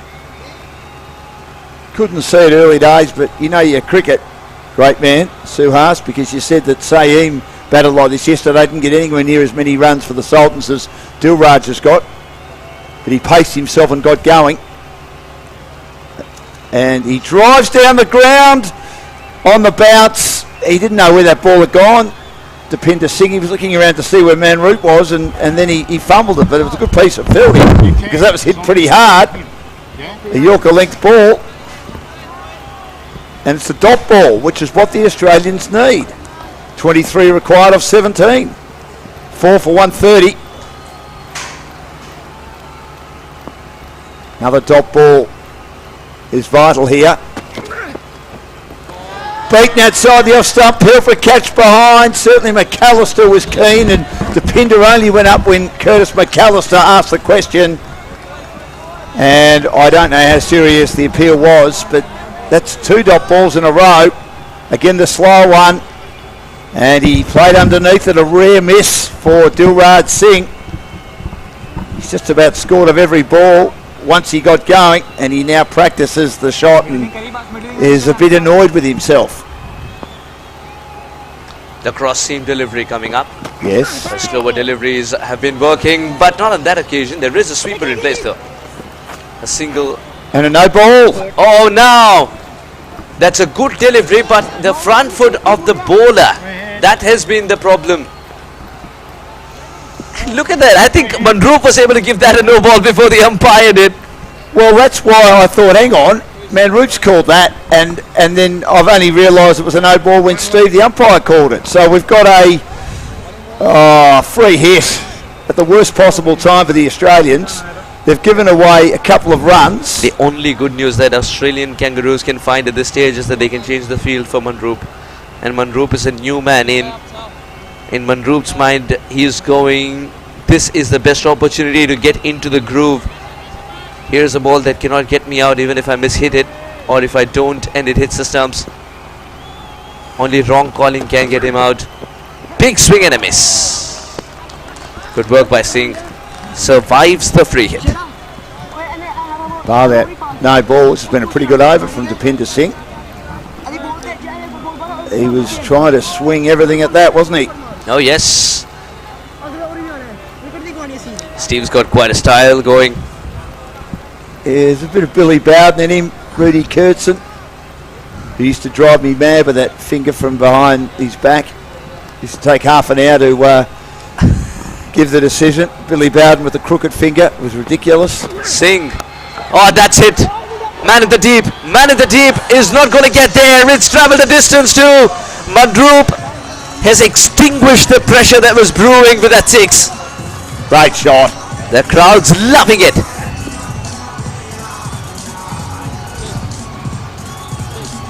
So 14 balls, 15 runs. That's Manroop for you. Breaking the hearts of the opposition. What a shot that was. He is a 6-hitter on cue. That didn't even look like he was going to go for the big shot off. No power put in, but still it's a short arm pull that's gone for 6. Incredible. Here's Depinder again, and he slapped flashes this one magnificently through the covers. What a shot that is! Brilliant! Oh! I don't reckon I've seen a better shot than that in the 2 days that we've been here. I know I've talked up a lot of the shots. That's the best shot I've seen all day, best shot I've seen for a few hours. That's the best I've seen over 2 days. What a shot! Oh.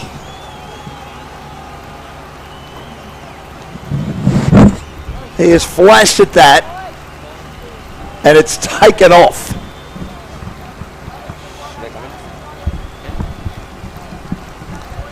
A bit worried about the turf, that he might have burnt it. All right, 2 good shots.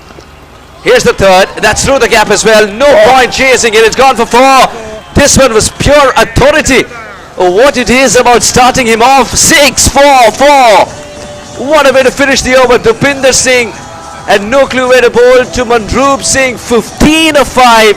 And Indian Tigers now a pebbles throw away from victory. Superb striking. Got to remember that outfield's pretty wet. Doesn't matter. When you hit it like that, it can be sobbing, soaking. You might bowl a cricket ball and you return the bar of soap. Well, just getting into positions early, Dan. Look at that one. And I mean, I'm not sure that it would have got wet enough. That's how quick the ball was hit. If nonchalance had a point, he's going to earn a lot of points. Very good player. 15 of 5, Manroop Singh. He's one that I think we'll be watching for the future. Look at that. Short arm jab, bang. And you're right, he just, well, it's a boundary, matter of fact. Let's get on with the next one. So we've got 2 overs to go, and they only need 7 to win. Dilraj 69 of 55, Manroop 15 of 5. How well has Dilraj batted? He's batted beautifully. Edged and, oh no, not edged. Baker. Yes. Diving into the frame, and just because it's gone to Baker, I think they haven't taken a run. Reputation precedes the fielding effort. I think he tried to hit that a bit too hard then, Dilraj. I think Manroop has gone to him and said, hitting hard is something that I would do, don't worry about it. You just guide it to me, give it to me. Yes, 7 of 11, give the strike to me, I'll take care of it. Man's got to know his limitations. Slower delivery coming up. Reichert bowls. He's hit on the pad. They'll take off for a single, and they'll get a single.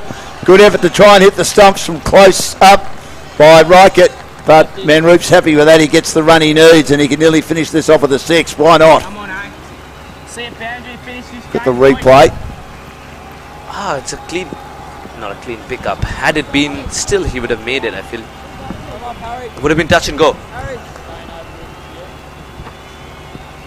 Great leader, this man, isn't he? He's a teenager.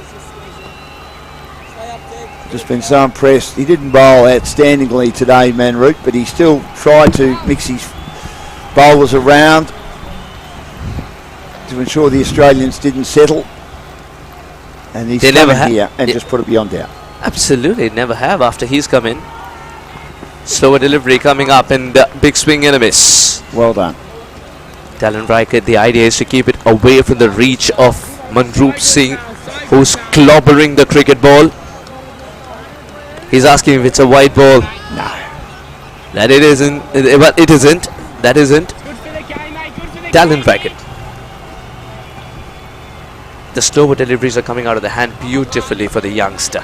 Can he close this over out well enough here? Because one shot and it's game over. Indian Tigers will walk away with a win. 6 of 9. Cross seam delivery. Slower one coming up. But it's also got the height, distance. Home. A lot of it. A home run to finish off. Manroop Singh, you beauty. 15 of 6 to seal the deal. Indian Tigers pick up 2 more points. And it's an incredible win with a captain hitting a 6 that India is very fond of. And Dilraj playing a magnificent innings to watch that. Manroop put a full stop to the game. 70 of 57 for Dilraj. 21 of 7 for Manroop. It's a win that will be talked about for a long time. And India in 2 games have won both.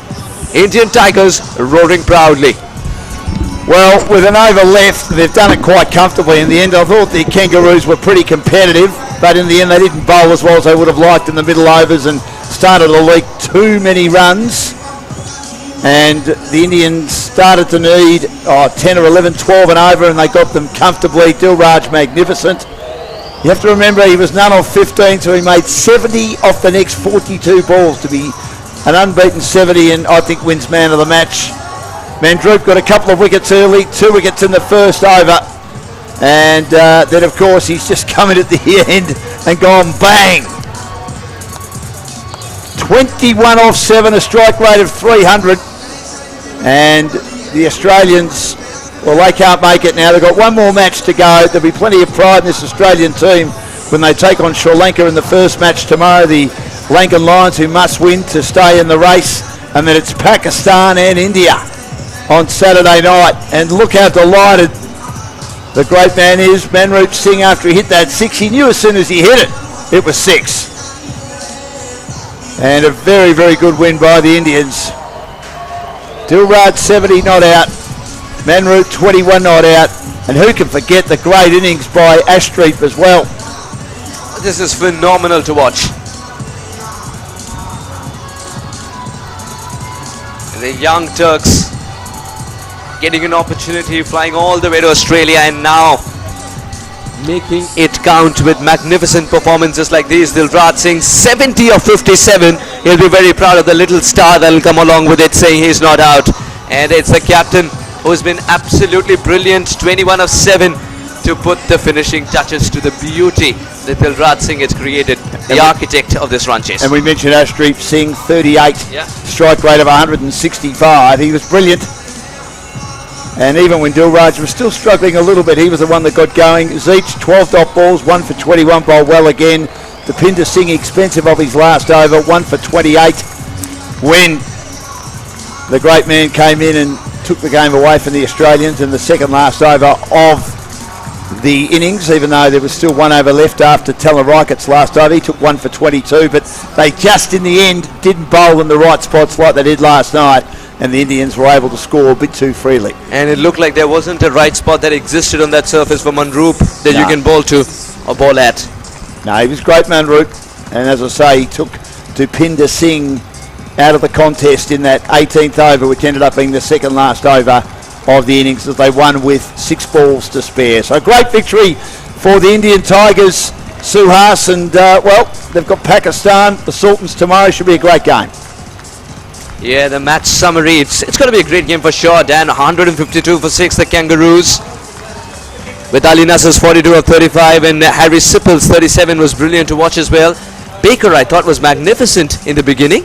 He was. And putting the pressure on the Indian Tigers. But the Indian Tigers, when they came out to bat, it was Dilraj Singh 70 of 57. And the fact that he stayed unconquered towards the end, which helped India get there with a bit more ease. And Manroop Singh went berserk with his 21 of 7. Arshdeep Singh's 38 of 23 is what built the base for Dilraj Singh to be there till the end and build a partnership that will take India closer into a zone. But Manroop can come and finish things off.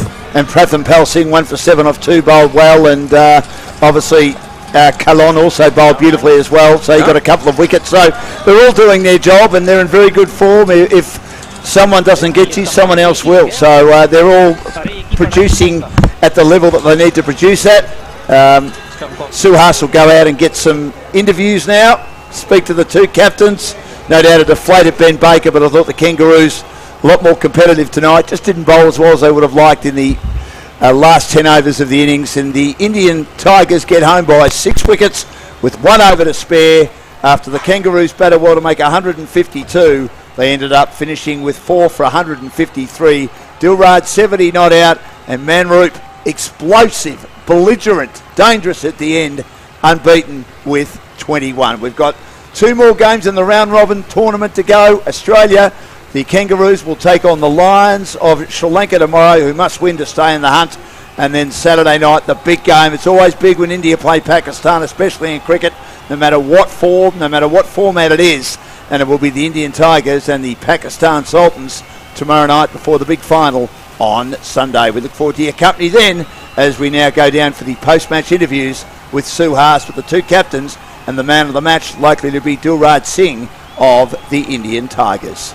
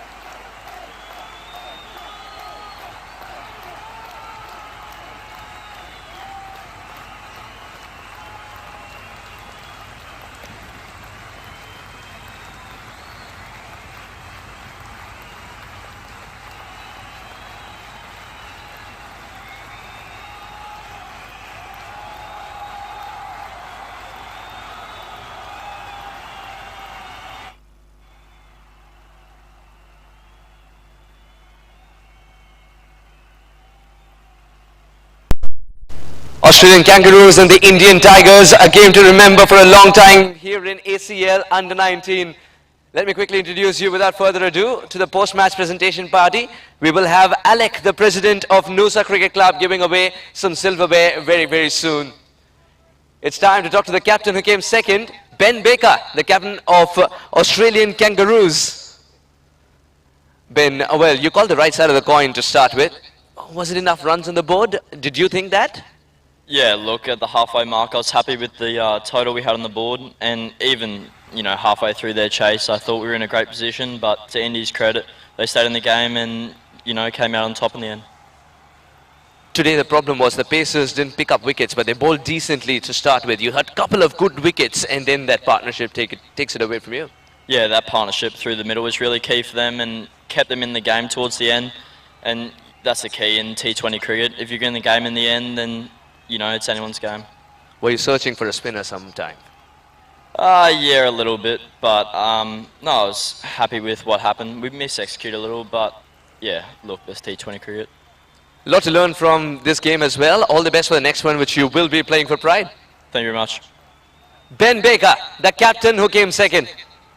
It's time to talk to the winning skipper, Manroop Singh. Manroop, you can afford to smile, you know? The way you finished the game off, first of all, when every other batter was hitting the ball, even though they were trying their level best, ball पहुंच नहीं रही थी boundary तक, भले वो full toss हो, आपके बल्ले से जब गेंद निकलती है तो फिर रुकने का नाम नहीं लेते. एक्चुअली हमारे स्टार्ट जब हुआ है तो हमने पहले 5-6 ओवर में थोड़ा सा हमें लगा कि हम पीछे पड़ गए हैं गेम के, लेकिन बाद में हमको टीपी सिंह हमारे जोन से कोच है, शरद पाजी, इंडिया ए खेले हैं, आईपीएल खेले, उन्होंने हमको अपना एक्सपीरियंस दिया कि होप नहीं हारनी, अपने में बिलीव करो, तुम चेज कर दोगे. 15 ओवर में उन्होंने हमें टारगेट दिया कि 115 रन आप बनाओगे, तुम चेज करोगे. कॉन्फिडेंस दिया, उसी कॉन्फिडेंस की बदौलत ही मिडल हुए हैं और भगवान ने साथ दिया, अच्छा जीते हैं मैच हम. जी मिडल तो बिल्कुल हुए हैं. And you've earned a lot of fans here in Noosa as well. But 2 early wickets अगर आप देखें, उसके बाद एक पार्टनरशिप की जरूरत थी. आप क्या कहना चाहेंगे दिलराज और अर्शदीप के उस पार्टनरशिप के बारे में? कितनी अहम थी वो? वो बहुत अहम पार्टनरशिप थी, क्योंकि उस पार्टनरशिप में सिर्फ रन नहीं करने थे, अच्छे स्ट्राइक रेट से भी रन करने थे. उन्होंने दोनों चीजें मेंटेन करके अच्छी पार्टनरशिप की और हम मैच जीते हैं उनकी पार्टनरशिप की बदौलत. Very well played today. आज एक नया टेम्पलेट मिला आपको, उसको भी आप बखूब निभाए थे और बहुत अच्छा खेले. Congratulations on the win. Thank you so much. The winning skipper, Manroop Singh. I request the presence of Alec, the president of Noosa Cricket Club, to give away this wonderful trophy to the player of the match. And who else can it be? For his incredible 71, it's Dilraj Singh collecting the trophy.